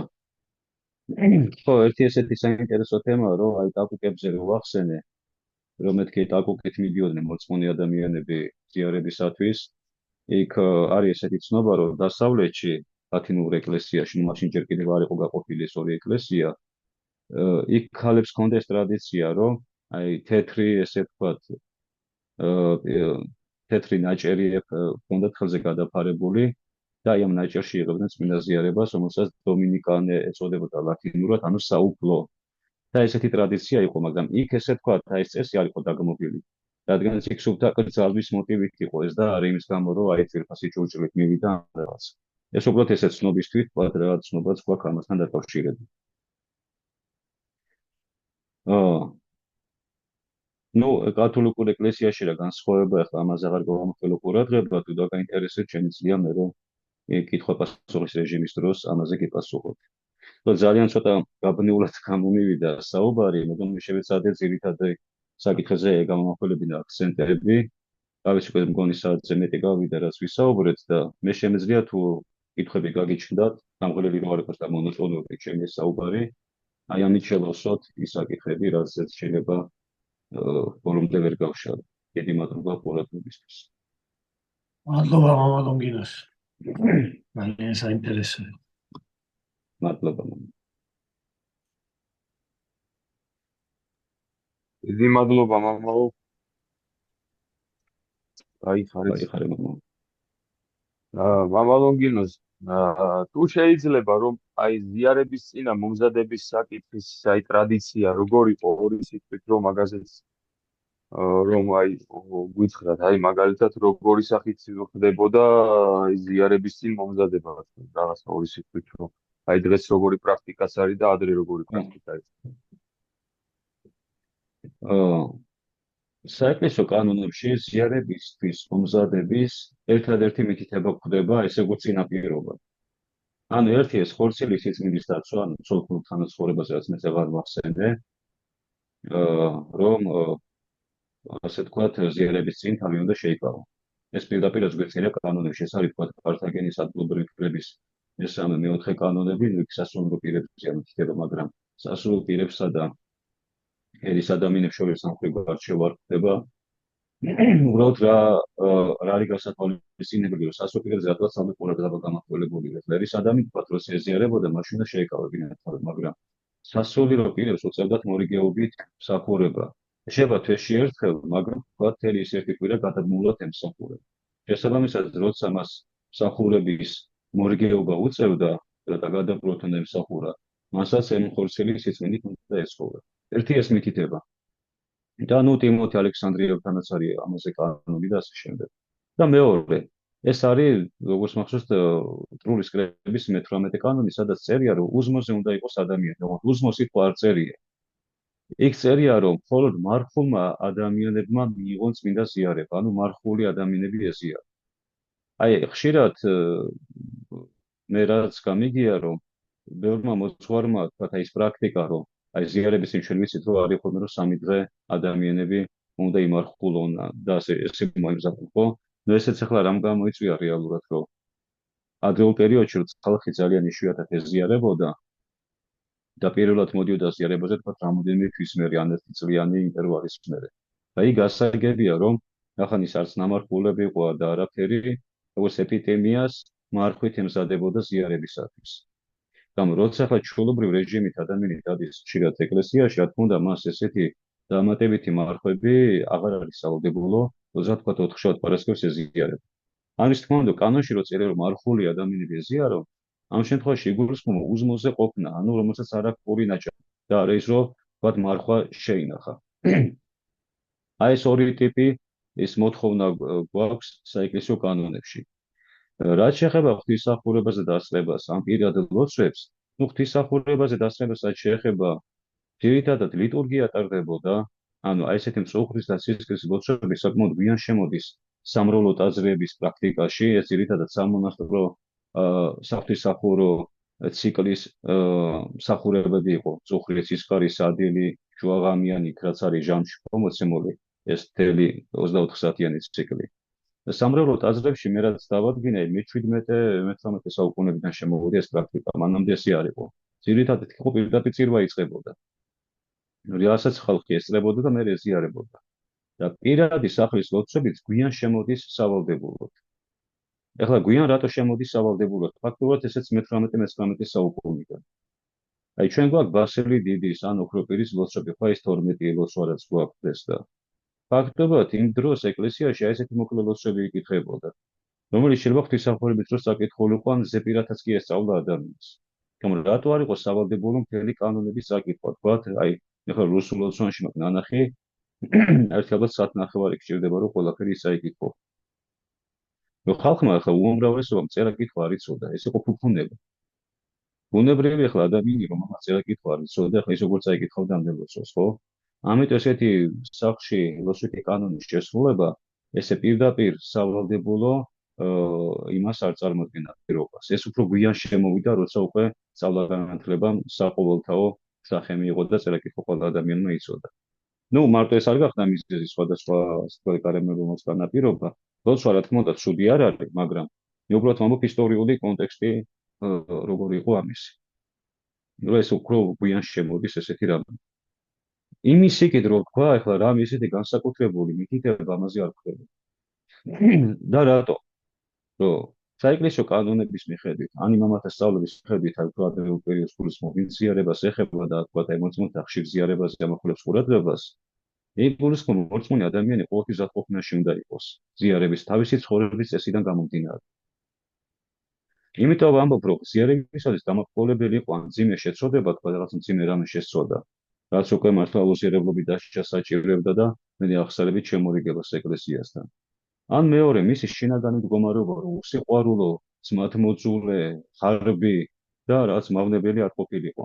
რაზეც პავლე მოციქული ამხელდა და რაც საეკლესიო კანონებში სიმხილა როგორც სამპარტავობის წყარო, რაც ფაქტობრივად შეიძლება უზიარებად ჩათვლოდა ადამიანს. ესეთ ჩვეულებრივი ცხოვრების წესით რო ცხოვრობდა ადამიანი, მისთვის ესე თქვა ზიარებაზე მისვლა არ იყო აკრძალული. იმის გამო რო თქვა აი თუნდაც ოთხშაბათსო შემთხვევით მართვა დაერღვა. თქვა ვერ მოასწარი აღსარებაში თქმა. და ესეთი რაღაცა ზიარებისათვის ხელი შემშლელი მიზეზი არ იყო თუ შინაგანად განცდის ადამიანი და ხდება რომ რაღაცა უყურადღებობით დაემართა ესეთი რაღაცა. ან საღამოს ბავშვს დაუყვირა, ცოტა წყობიდან გამოვიდა. და ესეთი მომენტები ზიარებისთვის დამბრკოლებელი არ ხდება, თუ ადამიანი ამას აცნობიერებს, რა თქმა უნდა, და ხდება რომ ახლა ზედმეტი მოვიდა და ესეთი რამე არ უნდა დაიკეთებინა. ყოველ შემთხვევაში ახლა ინათვარო ჯერ აღსარება უნდა თქვას და მე ზიაროს ახლა ესეთი მცირე გადახვევები ან ხარვეზები ახლა ყოფილი ცხოვრებაში ყველა ადამიანს აქვს და ეს არ ითვლებოდა ესე ვთქვათ ზიარებისათვის ხელი შემშლელ მიზეზად. ეს მომზადებას რაც შეეხება ზიარებისათვის, ანუ ესეთი მომზადების განსაკუთრებული თქმამი და რაიმე რეჟიმი კანონებში ჩვენ არ გვხვდება, იმიტომ რომ ქრისტიანული ცხოვრების წესით როცა ცხოვრობს ადამიანი, ეს გულისხმობა რომ ის ყოველთვის ზადყოფნაშია ზიარებისათვის. რაც მომო თუ კიდე დამატებით რამე გიყოლავს. არა, უბრალოდ აი ლოცვითი კანონების მომზადების საკითხი მაინტერესებდა მამაო, რა პერიოდიდან შემოდიოდა და რა თვით რომ მოგვიანო პერიოდია და აი მანამდე ეს წინა მოსამზადებელი პერიოდი რა სახით იყო ეგ მაინტერესებდა რა ზიარების. დიახ, ეს ლოცვითი კანონს არ შეეხება, მომო კიდე ერთხელ გავამოყოლო ყურადღება, ლოცვა რა თქმა უნდა სული არასდროს არ არის და ეს რამე რეგლამენტი არ არის ლოცვაზე. და ეს ადამიანის სულიერ მდგომარეობაზე და იმაზეა დამოკიდებული პოვნება რამდენად მოყვება რომ ჩართოს და ილოცოს, ხო? მაგრამ ისე თქვა მინდა რომ ეს ესეთი წინაპირობას არ წარმოადგენდა და ეს თვითონ როგორც ვალდებულებების ლოცვითი კანონები გვიან შემოდის ეკლესიაში. თუნდაც უბრალო მიზეზის გამო რომ ერა კითხვა ბევრმა ადამიანმა ელემენტარულად არ იცოდა და ეხლა ის როგორც აიკითხავდა საერთოდ ერთ აიკითხავდა გარდა იმისა რაც ეგრეთ იცოდა. ამიტომ ეს თქვა ზიარებისათვის ხელი შემშლელ მიზეზს არასდროს არ წარმოადგენდა. და გააჩნია მოტივს, რატომ არის ლოცვა ადამიანი, აქ უფრო მოტივია გასაანალიზებელი და არა თვითონ ფაქტი.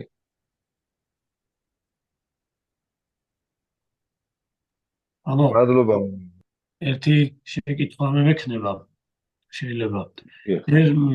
მადლობა საუბრის. რა უნდა კითხოთ ისეთ ხა ალბათ მე ამ ლექციას საუბარს მოისმენენ მრევლიც და მინდა ერთი ესეთი კითხვა დავსვა პირველი, მერეც მექნება რამოდენიმე. თვითონ კანონი, საეკლესიო კანონი არის მოკლედ იმასთან ერთად რომ იურიდიული ფორმა ალბათ მაკურნებელი ის არის, ხო, პირველ რიგში, ხო, ეს რო გითხრათ, მოკლედ აი კანონი კანონიკური სამართალი ეკლესიის ცხოვრებაში, აი ხო რაღაც თავისი იურიდიული მხარეც აქვს, რა თქმა უნდა, თავისთავად, მაგრამ აი მნიშვნელოვანი რატო, აი რატო შემოდის ესე რომ ვთქვათ, აი ეკლესიის ცხოვრებაში გარკვეულწილად აი კანონი ესე. მადლობა, მამა, ნამდვილად არსობრივი და მნიშვნელოვანი საკითხია და კაია რომ ეს კითხვა დასვით. საეკლესიო კანონები, რა თქმა უნდა, მიუხედავად იმისა, რომ მას კანონი ეწოდება და ის თავისი გარეგნული ფორმით გასჩვენებულ კანონებს, რაც საერო სამართალში გვაქვს და თავისი, რა თქმა უნდა, დისციპლინური იურიდიული ხასიათსაც ატარებს, მაგრამ საეკლესიო კანონები სწორედ იმით განსხვავდება ჩვეულებრივ საერო იურისპრუდენციული კანონებისაგან და ზოგადად იურისპრუდენციისაგან, რომ სახელმწიფო კანონი რა არის, რომელიც არის რეალურად ადამიანთა შორის ურთიერთობის მარეგულირებელი და წესრიგის დამცველი და რაღაც უსაფრთხოების დამცველი. რეალურად მხოლოდ ამაზეა აგებული. რა თქმა უნდა, ყველა ქრისტიანს ესეც მოეთხოვება და ახლა დისციპლინო და რაღაც ასე ვთქვათ უზრდელი არ უნდა იყოს ადამიანი, მაგრამ საეკლესიო კანონები უფრო მეტად, სწორედ აი რაც გვაქვს ზიარებასთან მიმართებით, მარხვასთან მიმართებით. ეს არის არა იმ მოტივით დაწერილი რაღაცა წესრიგში იყოს ადამიანი, დისციპლინის გამო არ არის ყველაფერი მხოლოდ. სწორედ ეს არის, ასე ვთქვათ, აი რატო ეწოდება საეკლესიო კანონები, ეს არის პრაქტიკაში განხორციელებული დოგმატი. ანუ რა იგულისხმება ამაში? დოგმატი ეს არის თეორია, რომ ჩვენ სწორი წარმოდგენა შევექმნათ ღმერთზე, იმიტომ თუ სწორი წარმოდგენა არ გაქვს ღმერთისაკენ სწორად ვერ მიყვა. აი სიტყვაზე ჩვენ სადღაცას გინდა წახვიდე რაღაც დანიშნულის პუნქტამდე, ჩვენ თუ ახლა სწორად არის გზა, რომელიც მიგიყვას, ჩვენ შეიძლება აცდებ და სულ სხვაგან მოხდე. აი დოგმატური სწავლებები ფაქტობრივად ეს არის გზა, რომ ჩვენ განხობის გზაზე სწორად ვიყავ, რომ ჭეშმარიტი ღმერთისაკენ სწორად დაიყვანო გზა. მაგრამ ეს ერთია თეორიული ცოდნა, რომ ჩვენ ხოლმე ვცდილობთ ქრისტიანული ცხოვრება ეს არ არის თეორია, ეს არის ცხოვრების წესი, პრაქტიკა. აი ამ პრაქტიკულად ჩვენ როგორ ვიცხოვროთ ამ თეორიის მიხედვით, აი ამის რეგულირებას ახდენს ეს საეკლესიო კანონები. ანუ ფაქტობრივად საეკლესიო კანონები მიმოწევს გარანტიას, რომ მე თუ ამ კანონების მიხედვით ვივლი, აი მე შემიძლია დარწმუნებული ვიყო, რომ ღმერთის გზაზე მივდივარ უცდომელი. აი ფაქტობრივად ეს არის აი ეს რაღაცა პლატფორმა, ესე ვთქვათ, რელსები, რომელიც ზე გომითაც მე დარწმუნებული ვარ, რომ ზუსტად ღმერთამდე მივა, ანუ განხობის გზაზე სწორად მივდივარ. და არ ვარ გზასასწნელი, ანუ ნახეთ რა არის მომავალ. სახარებასაც კითხულობ ადამიანებს, ესე პროტესტანტებმა ჩვენზე კარგად იციან სახარებას და ასე შემდეგ. და მაგრამ ყველა ადამიანს თავისი ფანტაზია აქვს, ესე ვთქვათ, და თავისი გააზრება იმ სახარებისას და თუნდაც მამათან აშრომებისაც.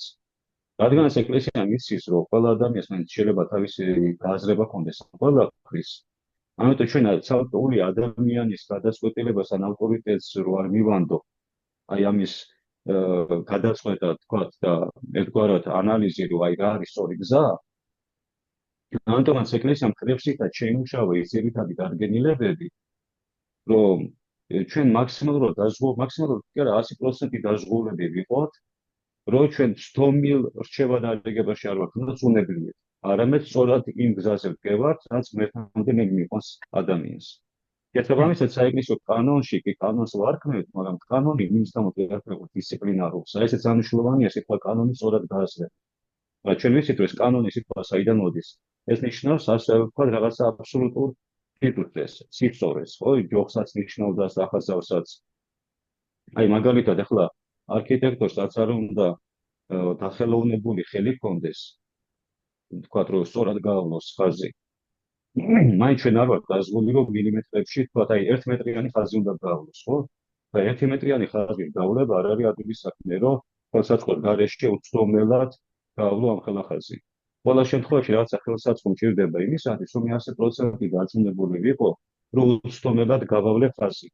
აი სახაზავი, რომელიც მე ამ უცდომელობის გარანტიას მაძლევს, ეს არის კანონი. აი საეკლესიო კანონებს კანონი რა გვეწოდეს, სხვადასხვა ბერძნული ენის ცოდნა რით არის კიდე კარგი, რომ საერო კანონებს ბერძნულში კანონი არ ქვია. იქ ქვია ნომოსი. რა არის ნომოსი? ქართულში ეს ითარგმნა როგორც ჟული. აი არცენი ყავთვალმა ჟულის კანონი რატო დაარქვა? ბერძნულში ამას ქვია ნომოკანონი. ანუ საერო და საეკლესიო კანონის ერთიანი კოდექსი.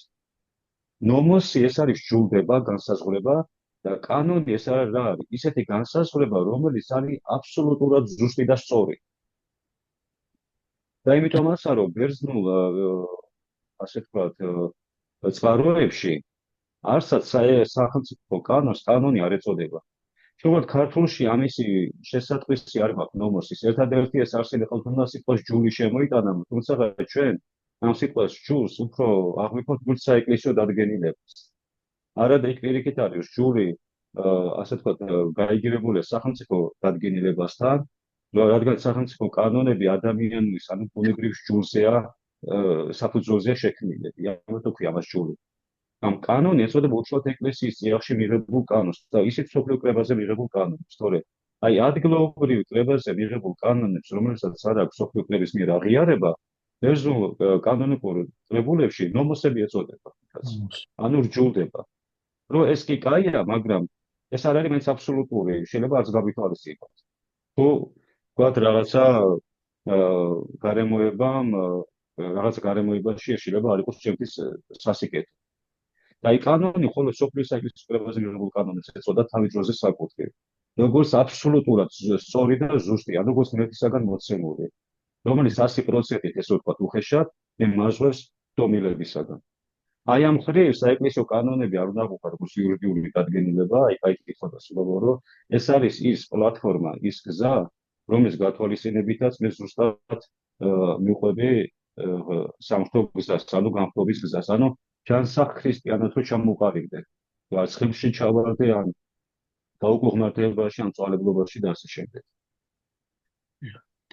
ანუ არე გაგრძელება იქნება, მოკლედ გამოვიყენებთ ამ თქვენ იმას.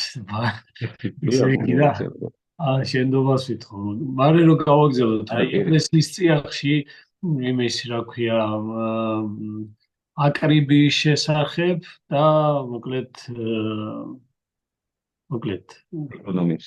ხო, ეკონომიისა და აკრიბის შესახებ. აი ალბათ მოძდევს მაგას, აი რაზე ვრცელდება, თქვათ, რაზე ვრცელდება ეკონომია და აკრიბია და აი ვის აქვს ამისის, აი თქვათ, ხელმწიფე, აი სამუდელო პირს თქვათ, იქ მდელთავარს რაღაც, აი რაც შეიძლება მოკლედ, მამა, უბრალოდ აი იმაშევით, რომ რეალსაც რო ვაჩვენებთ, მე რაღაცა საწყისები მაინც ჩაიდოს მათში, აი ეს თქვათ, კანონიკური რაღაც იმის სამართლის ცოდნის მცირეოდ.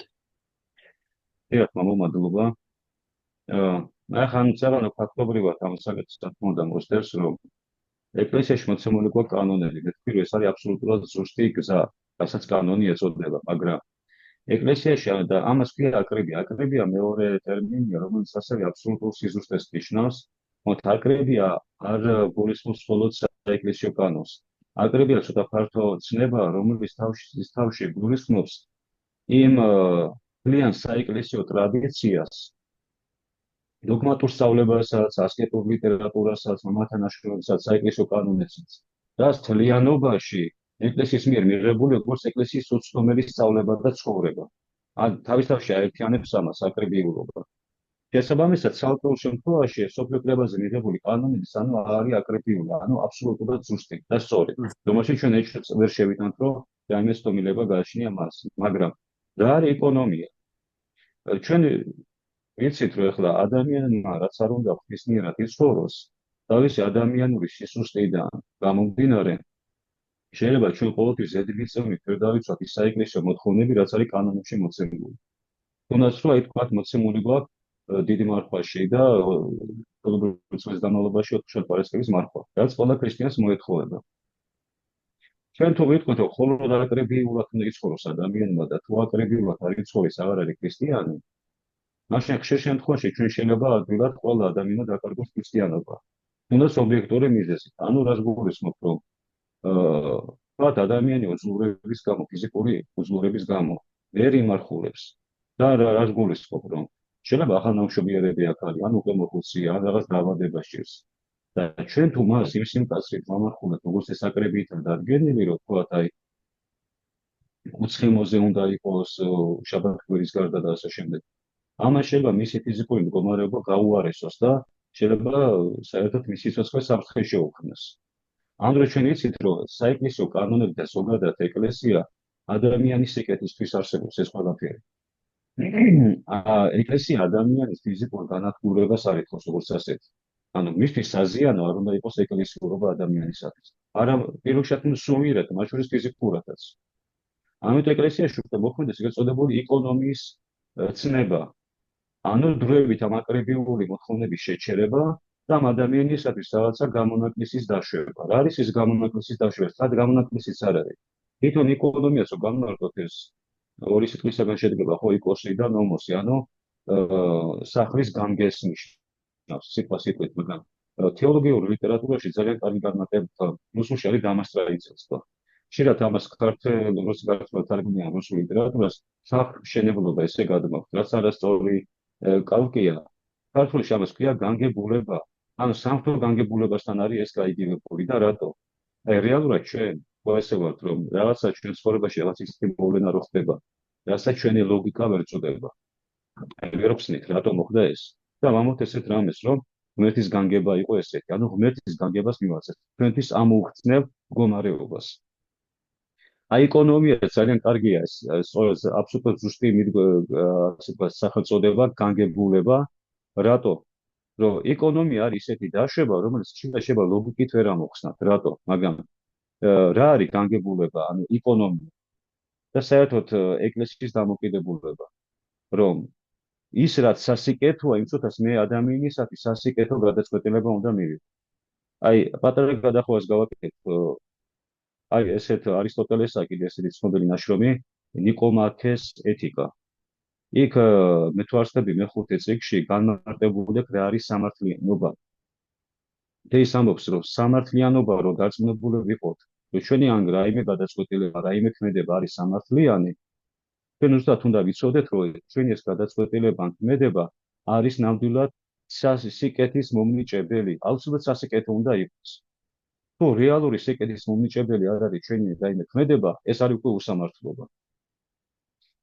შესაბამისად, სამართალი უფრო დიდი ცნება, ვიდრე უბრალოდ კანონი. კანონი ეს არის სამართლის აღსრულების საშუალება. ეს ცოტა ფართო ცნებაა. შესაბამისად, ის საეკლესიო კანონები, რაც დაიწერა, რაც არის აკრებიული, ეს რა თქმა უნდა ერთი მხრივ არის ის იარაღი, რითაც ჩვენ სამართლიანობა უნდა აღვასრულოთ, რომ შეიძლება ამ კანონების დაცვით ჩვენ უსამართლო აღმოჩნდეთ იმ ადამიანთან, ვინც ვერ იმახურებს. თუ ამას კაცრად მოვითხოვთ.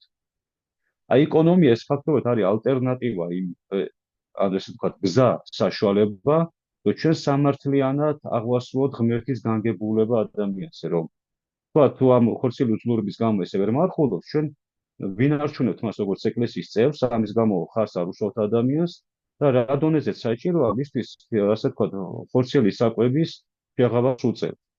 იმიტომ იქაც კარგად არის განმარტებული მამებთან, რომ ხორციელი მარხვა, ფიზიკური საკვებისგან თავში შეკავება, ეს არის ხორცის მოსაუძლურებელი. და ადამიანი, რომელიც ხორციელად ისედაც დაუძლურებულია, მას დამატებით დაუძლურება აღარ სჭირდება. ეს ვთქვათ, ეს ცოტა ესეთი ფილოსოფიური საკითხია, მაგრამ ეკონომია ფაქტობრივად ეს არის როგორი რამე, რომ აკრებია ეკონომიის გარეშე არ არსებობს და ეკლესიის ცხოვრება ეკონომიის გარეშე არ არსებობს. ფაქტობრივად როგორც ეკლესიის ორ ბუნებასთან, მაცხოვრის ორ ბუნებასთან არის გაიგივებული. რომ მაცხოვარი იყო სრული ღმერთი და სრული ადამიანი. როგორც სრული ღმერთი, ის იყო აბსოლუტურად უნაკლო. და როგორც ადამიანის სისუსტეების მატარებელი. შესაბამისად, ადამიანის ცხოვრებას ამ ორი მიმართულებით მიდის, რომ აქ აკრებია, რაც შემოთქვას მაცხოვრის სამხატვრო ბუნებასთან, სრულყოფილებასთან არის გაიგივებული, რა არის იდეალი. და გვაქვს ეკონომია, სადაც გათვალისწინებულია ადამიანის სრულყოფილება, ანუ როგორც მაცხოვრის თქვა მასობრივი ბუნებასთან, ანუ ადამიანი ორი გზით ვითარდება, რაც ერთიანობაში იკვლება, რასაც მას ჯანმრთელი ქრისტიანი ქვია. ეკონომია ფაქტობრივად ეს არის სამართლიანი მიდგომა, ესე იგი საჭირო დროს სწორი გადაწყვეტილების მიღება. ამიტომაც არის ხოლმე მამაო, რომ შეიძლება ამათ იმ ეკონომიის დავშვებით დროს სადავოც კი გახდეს, სწორია თუ არა. ზოგჯერ დრო და შედეგი გვჭირდება და შედეგი უნდა დაგვარწმუნოს სწორი გადაწყვეტილება მივიღეთ. არის ეკონომია, როცა ჩვენ წინ ვიცით, რომ სწორია და არის ეკონომია, როცა შემოგვდელმა ისე მიიღოს ეს გადაწყვეტილება, რომ ბოლომდე არ იყოს გარშემოყოფი ადამიანები დარწმუნებულები სწორად მოიქცა თუ არა. საქმეს მაგას ჩვენ შედეგმა უნდა გვანახოს ზოგჯერ. ამიტომ ესე სასახად ადამიანის დანაშაულება, რომ საეკლესიო ჯოლი დაარღვია, რაღაცა გზიდან გადავიდა, არ შეიძლება ამის შეფასება პირდაპირ. ჩვენ არ ვიცით ეს იყო თუ არ აღმოჩნდა სასიკეთო. ეს არის სწორი. და შენს კითხვაზე მამაო, რომ თუ არის საზღვარი და რაში არ შეიძლება ეკონომიის დაშვება, საზღვარი არის დოგმა. ანუ ეკონომია მიმიყვანოს მიზანს, დოგმატი არის მიზანი. ფაქტობრივად როგორია, ესე ვთქვათ, ერთი ადგილიდან მეორე პუნქტამდე უნდა გადავადგილდე. ვთქვათ, მივდივარ ავტობანზე, ავტობანი არის აკრიული გზა, ანუ ყველაზე ზუსტი. შეიძლება ავტობანი გაფუჭებულია რაღაცა მონაკვეთში. და ეკონომია რა არის? შემოვლითი გზის ძიება. მე ავტობანით ვეღარ ვაკეთებ გაგრძელებას და შემოვლითი გზა შეიძლება იყოს ტალახიანი, ეკალბარდებით სავსე. მაგრამ მე მეხმარება, რომ მიზნამდე მივიდე. უბრალოდ მე დარწმუნებული უნდა ვიყო, რომ მიზანთან მივიდე. რომ ამ შემთხვევაში ამ ეკონომიას კონდეს, ასე ვთქვათ, გამართლება. ის რა ეს ვთქვათ, ერთმანეთის შემოხსენებელია, აკრებია და ეკონომია. დამან დაბრკოლება არ უნდა გამოიწვიოს გონივრულმა გადახვევებმა და საეკლესიო პრაქტიკული ცხოვრების რაღაცა წესიდან.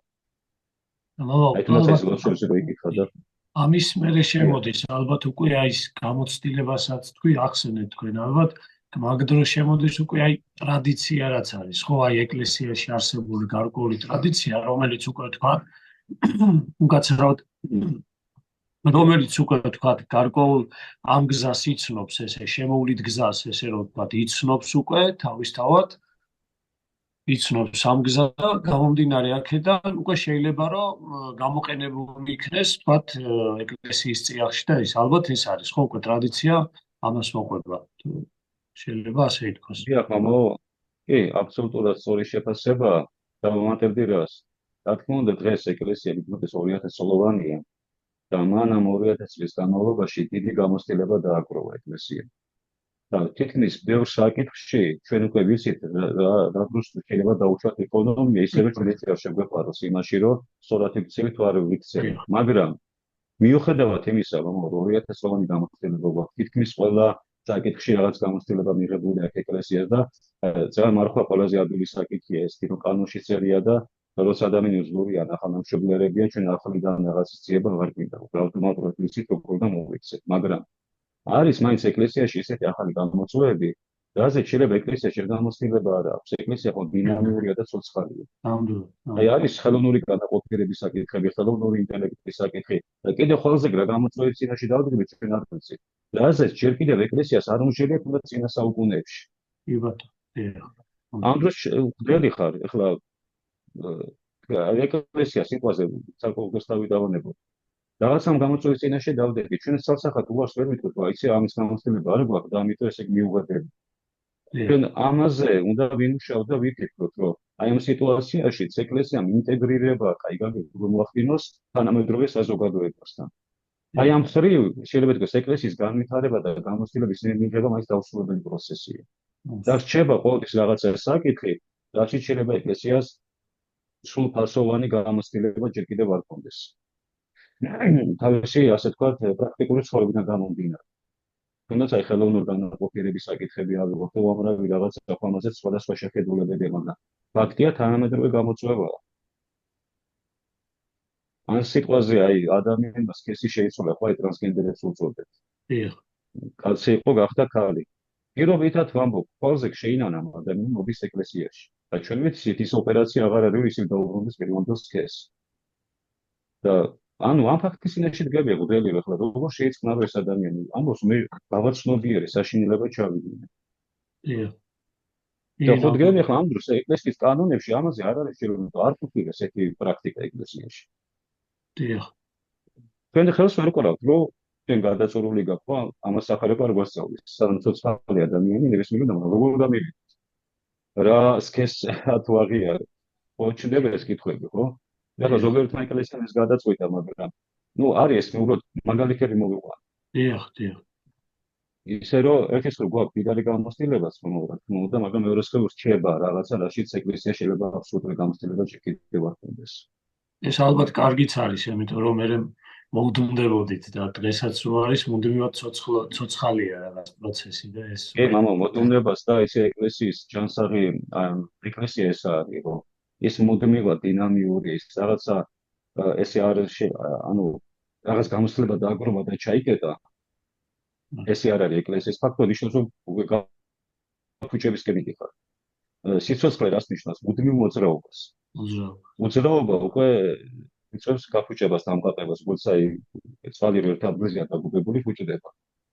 თუ მოძრაობაშია ყოველთვის ამყარა. რაც ეკლესიის ცხოვრება ესეთ.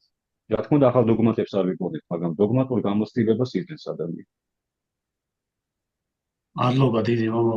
ოდიშით ხომ მამებისგან და ძალიან ბევრი, მაგრამ მინდოდა რომ დამესვა ეს კითხვები და მადლობა. არა დაბოდიში. მადლობა. პირიქით მადლობა თქვენ. თუნდაც სამი კითხვები აქვს იმედით.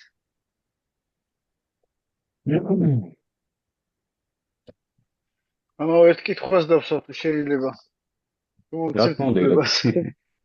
აი წეგან მამა გენადი მაღნიშნე რომ კითხვა დასაერთი რომ აი ზიარების წინ მომზადებაზე ისაუბრა და კითხვა დაგისვა თქვენ ისაუბრეთ ადამიანის სისუსტეებზე შეწყნარებაზე ხო აი მე მაინტერესებს ადამიანმა როგორ უნდა შეინარჩუნოს როდესაც უკვე უფარს უერთდება ასე თქვათ აი ბევრი მამისგან ვიცით რომ ბევრ მამას უსაუბრია ასე რომ ესო eno ისე უნდა გაუფრთხილდეო რომ უკან ბოდიშით ამ სიტყვაზე უკან ამონთხევას ნიშნავსო თუ ამას ვერ შეინარჩუნებო და რაღაც ამაოდ მეტყველებაში და რაღაც იმაში და მიუხედავად იმისა რომ ჩვენი სისუსტეების გამო ხო, ბევრი ბრძოლა გვიწევს საკუთარ თავთან და ასე ვთქვათ, მტერთან და გარშემომყოფებთან, ხო? აი, თითქოს ადამიანი დაძაბულია რა, რომ აი, როგორ შეინარჩუნოს მაცხოვარი თავის გულში, ასე ვთქვათ და აი, თქვენ რას გვეტყვით ამის შესახებ? აი, მამებთან როგორ შეხვედრიათ ეს, რომ აი, შემდეგ ესაუბროთ ამას მადლობა. ზიარების შენარჩუნებაზე. მადლობთ თქვენ. ფაქტობრივად მე როცა მამა გენადიმ დასვა კითხვა, ფაქტობრივად ამას შევეხე ირაკლი, რომ ზიარებამდე და ზიარების შემდგომი პერიოდი არის ერთი და იგივე ქრისტიანის ცხოვრების. ანუ მე ვთქვი, რომ ეს განსაკუთრებული მომზადების რაღაცა მითითებები რატო არ ხდება საეკლესიო კანონებში თუნდაც, რომ იქ მიიჩნევა, რომ ქრისტიანულად ცხოვრობს ადამიანი, ანუ იმ წესით, იმ აზროვნებით, რაც არის ჭეშმარიტი ქრისტიანული აზროვნება, ეს თავისთავად უკვე მომზადებულად ითვლება ადამიანებს ჭყალებში. ეხლა აბსოლუტური მომზადებული არც ერთი ადამიანი არა, იმიტომ რომ ეს იმხელასიწმინდეა. სწორედ მაგაში აი მე რატო ვთქვი, რომ ესეთი აღსარების ის პრაქტიკა ყოველზეების რატო არ იყო ცუდი. აი ესეც ადამიანის გამპარტავნებაზე მეტყველება და თითქოს ახან თქვა, ავტომატურად უკვე ბილეთი აქვს მიღებული და შეიძლება ეზიაროს. მაშინ როცა შეიძლება შინაგანად სულაც არანაირი სინანული არ გააჩნია, ხო? მაშინ როცა შინაგანი მდგომარეობით უნდა იყოს მომზადებული ადამიანი. ამიტომ ქრისტიანი ადამიანი აპარტავნებით არ მიდიხარ, რომ აი მე არაფერი არ მაქვს ისეთი რაც ხელს შემიშლის. ზოგადად თამდაბლობით მიდიხარ. და ანუ ქრისტიანის ცხოვრება რა არის? ერთგვარი განცდა საკუთარი ნაკლოვანებების და უფრო მეტად საკუთარი გულის. აი მოდით პატარა გადახოვას გავაკეთებთ, რომ აი სახარება რო ავიღოთ. აი ზოგიერთის თვალში ხა ხუმრობით ვიტყვი, რომ რაღაცა აი კამასუტრას დონეზეა დაყვანილი სახარება, რომელიც თვითონ და ძირითადად რაღაცა ადამიანის ხორციელი ურთიერთობების მარეგულირებელი წიგნი არ არის ეს მხოლოდ. და ჩვენ ძირითადად ყურადღება ამაზე გადავ. ეს რა თქმა უნდა ერთ-ერთი წამყვანი და მნიშვნელოვანი საკითხია, მაგრამ ახლა როცა ადამიანი იყო რაღაცა ესეთ სიმეცოდაში ვარდები, ამას ისედაც აცნობიერებ და იცი რომ ცუდი გააკეთე. აი სახარებაში რა ვთქვა, აი რეალურად ხორციელ ცოდებზე ძალიან ცოტა ადგილები ეთმობა იქ მაცხოვრის მხრიდან. აი თქვა ხალხს რო გულისხმით შეხედოს ადამიანმა, რომ არა მარტო ხორციელი მოუშობა, არამედ ესეც კი დანაშაულია, მაგრამ სახარების 80% უფრო მეტი აი მრჩევა დარიგებების, რაც მაცხოვარი გვასწავლის, ადამიანის შინაგან სამყაროს ეხება. ამპარტავნებას, ფარისევლობას, არაძმათ მოყარეობას, განკითხვას, დურიანობას. ეს სულ ამას ამხელს მაცხოვარი.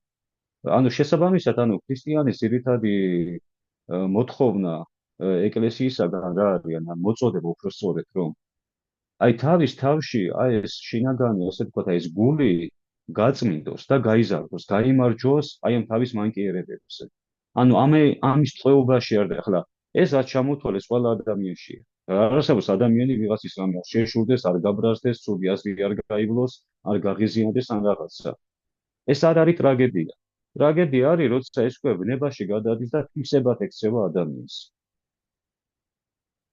აქედან გამომდინარე, რამის თქმა უნდა, ირაკლი, რომ აი ესეთი როგორც კაცრი წინაპირობა არ არსებობს ზიარებისათვის, იმისგან განსხვავებული, ვიდრე ვთქვათ, მე აი ორშაბათს ან სამშაბათს ვიყავი, შაბათს სულ სხვანაირი უნდა ვიყო, ხო? ჩემი ცხოვრება ზიარებისთვის მზად უნდა ვიყო. ასევე ზიარების შემდგომი პერიოდიც არ არის ესე ვთქვათ, კაცრად გამოყოფილი, რომ მაინც და მაინც ის დღე როგორ გავატარო და კვირა დღე თქვა და ორშაბათს სამშაბათს უკვე შემიძლია ცოტა აბშვა. ახლა ესე არ არის. შეიძლება რესტორანში წახვიდე კვირა დღეს, მაგრამ როგორც იმ კვირა დღეს უნდა იყოს აღშაკავებული, რომ ეხლა იმდენი არ დალიო თქვა ვაღებინო ან მაგიდაზე იცეკო. მაგას არ აქვს მნიშვნელობა ეს ახალი ნაზიარები ხარ თუ არა, შუა კვირაში სულ წახვიდე, იგივე არ უნდა გააკეთო. რაცა უზნეობა. ამიტომ ესეთი მე პირადად ახლა გინათვარეს ზიარებამდე და ზიარების შემდგომი დღე როგორ უნდა გაატაროს ადამიანმა და გვიანი პერიოდის ლიტერატურაში გვხვდება მეოცე საუკუნის იმ მდგომარეობიდან გამომდინარე, რომ ადამიანს მაინც ესე აქვს გარჩევა და ახლა იშვიათად რო ეზიარებოდა, ნახე ირაკლი, შეიძლება რამოდენიმე თვეში ერთხელ ან წელიწადში ერთხელ. და იქ უკვე გასაგებია, რომ ამები ურჩევდნენ, რომ ახლა თუნდაც ის ახალ ნაზიარები ადამიანი აზიარებამდე მომზადებულიყო, აზიარების მერე ერთი ან ორი დღე როგორ გაეტარება. და თუ ახლა ადამიანი ჩვეულებრივ ასე ვთქვათ, ამ ქრისტიანული ცხოვრების რიტმით ცხოვრობს, იქ ესეთი წინა და შემდგომი პერიოდებზე ესეთი მკაცრი განსაზღვრება არ იყო. თელ ცხოვრებაზე გულ განსაზღვრება, როგორ უნდა იცხოვროს ქრისტიანმა ადამიანმა. გარის რამდენად გავეცე შენ კითხოს პასუხი. გაიხარეთ მამა უღრმესი მადლობა. გახაროთ. ისაც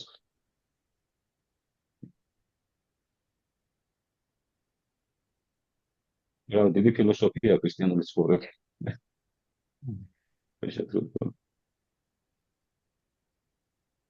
ესეთი მკაცრი ჩარჩები და რეგლამენტი არ აქვს.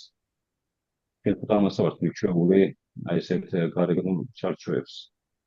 სხვადასხვა ერთ-ერთი თეოლოგიის ისწავლე კითხე ძალიან საინტერესო ბერძენის და ის უკეთებს ანალიზს რომ აი მოგვიანებით უფრო მე-17 საუკუნიდან დაწყებული მე-18-დან კათოლიკურმა თეოლოგიურმა აზროვნებამ არა დოგმატებმა აზროვნებამ სერიოზული გავლენა მოახდინა და ერთგვაროვაშიც მოაქცია აღმოსავლური თეოლოგიური აზროვნება. ბიზანტიელო დაეცა ყველაფერი და სკოლები ისინი და მე ეს იეზუიტი კათოლიკე მისიონერები რო წამოვიდნენ აქეთ ისინი აფუძნებდნენ სკოლებს და იმათი პროგრამით ხდებოდა სასწავლებლების დაფუძნება. ხა ეს აკადემია სემინარიები ხო დასავლური ტიპის სასწავლებლები ესეთ ცალკე სასულიერო აღმოსავლეთს ეს არ ქონდა იყო საუნივერსიტეტო სულ სადაც ყველა მეცნიერებას ერთად სწავლობდა მოდელიც სენატორიც სახელმწიფო მოხელეც და სასულიერო პირიც. ანუ ესე არ იყო გამიჩნული საერო და საეკლესიო ადამიანები ერთმანეთისა და მათ შორის განათლების სფეროში და აი ამან სეკულარიზაცია გამოიწვია და რაღაც ესეთი იურიდიული მიდგომები საეკლესიო ცხოვრებაში. სასკეტურ ცხოვრებაში ისე ვთქვათ საერო ადამიანების ცხოვრებაში აი ამ მომზადების ხრივ რაღაცა დროების გამოყოფა როს უფრო განსაკუთრებულად უნდა იცხოვრებოდეს სხვა დღეებში და ასე შემდეგ და სხვათა შორის ამისაგან აი ესეთი აზროვნების თავისუფლების პროცესი დაიწყო საბერძნეთმა პირველად და 1930-ან 40-იან წლებში ფართო თეოლოგიური შეხვედრები გაიმართა და დღემდე საბერძნეთს იმის მერე ტრადიცია აქვს აი საყოველთაო მართლობს თეოლოგიურ კონფერენციებს მართავს. ეხლაც კი იყო ერთი თვის წინ თვალსწრები ესეთი. და იქ სხვათა შორის ამ პირველ შეხვედრებში გიორგი ფლოროვსკი და ესეთი ცნობილი თეოლოგებიც იყვნენ სოფლიოში, აი იყვნენ შეკრებილი და ერთ-ერთი საკითხი იყო ეს, რომ როგორ გათავისუფლდეს მართლმადიდებლური თეოლოგია შუა საუკუნეების პერიოდის კათოლიკური თეოლოგიის ტყვეობისაგან. ისე, რომ იქ ჩვენი არ გადავაყოლოთ, რაც ანუ ჯერამის გარჩევა თემისაგან და აი იქიდან დაიწყო შეიძლება ვთქვათ ბერძნული ეკლესია ამის ამუშავება და იმან უფრო მოახერხა ამისი გარჩევადობას და გათავისუფლებას, რადგან მის ენაზე დაიწერა ღვთისმეტყველება და მაინც მემკვიდრეობა ისე დონეზე არ ჰქონდა დაკარგული. როგორც თქვათ უკვე ისეთ ეკლესიებს როგორც ჩვენ და სხვა ისეთი ეკლესიები, ვინც უფრო სლავური ეკლესიების გავლენის ქვეშ იყო, უფრო რუსული ეკლესიის გავლენის ქვეშ, რადგან რუსეთში უფრო რუსეთი უფრო მეტად დაზარალდა. რუსეთში ნახე გაიყო რომ იეზუიტური ორდენი როცა გაუქმა პაპმა მე-17 საუკუნის ბოლოს რუსეთში ჰქონდა თავშესაფარი ეკატერინე მეორეების და მათ თავშესაფარი და სკოლების გახსნის საშუალებაც მისცა. ეს ცნობილია რა იმ დროინდელი რუსი მწერლები აი თქვა დოსტოევსკის მშობლები მისი ცოლის მოგონებიც კი არის და ამბობს რომ აი მე დავამთავრე იეზუიტური სასწავლებელი. ანუ გიმნაზიები და ისინი მათი დაარსებული, მათი პროგრამით იყო. და ეკლესიაში შეიჭრეს სული. მე მithumetes პეტრე პირველმა როდესაც ასე თქვა რეფორმა მოახდინა ასე თქვა აი მან კათოლიკურ პროტესტანტულ ყაიდაზე გადაიყვანა ეკლესია. როგორც მართლობის ხრივ, ესე თქვა და საერთოდ ისიც ცნობილია, რომ აი პეტრე მოგილასაც დასავლეთში ჰქონდა ეს კიევის მიტროპოლიტი რო იყო განათლება მიღებული. როდესაც ის კიევში მოვიდა, მან დაარსა სასულიერო სასწავლებელი ანუ აკადემიები წოდებული და აი ეს აკადემია იმ დასავლური ასე ვთქვათ პროგრამების მიხედვით დააწყო. იქაური ლიტერატურა ითარგმნა. კიდევ ამ დოგმატები არ შეუცვლია. და ეს თეოლოგიური აზროვნება გაბატონდა. რამაც ასე ვთქვათ ეს ახლა ეს არ არის გუშინდელი და გუშინწილდელი ამბავი, ეს საუკუნეების განმავლობაში განიცადა ერთგვარი ესეთი გავლენა აღმოსავლურმა თეოლოგიურმა აზროვნებამ. ეს ძალიან ფართო თემაა. რის გამოც ჩვენ უკვე ისე ვართ ამაზე მიჩვეული, რომ აი ძველ ტრადიციაზე როცა საუბრობთ მართლმადიდებლურზე, ის სიახლედ გვეჩვენება. და გონია რაღაცა სიახლე შემოვიტანეთ და სერიოზული დაპირისპირების საბაბიც კი ხდება. მაშინ როცა ეს ახალი არის კარგად დავიწყებული ძველი.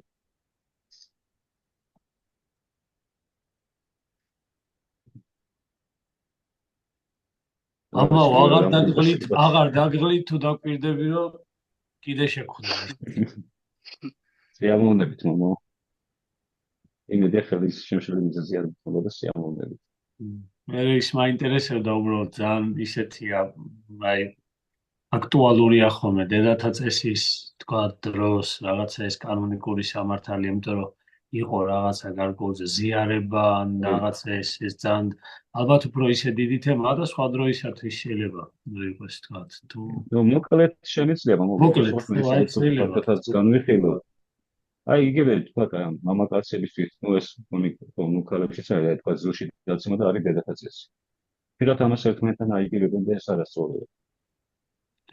დედათა წესი სხვა მდგომარეობა რაზეც თქვა ბევრი საინტერესო კანონი ეხება ზრუში დაცემა ნაკლებად დამხმარებელია ზიარებისათვის. ზრუში დაცემაზე პირდაპირ მოგვიათ ვიტყვი რომ არც ერთ მამას არ უწერია რომ ავტომატურად ეს არის ზიარებისათვის ხელი შემშლელი.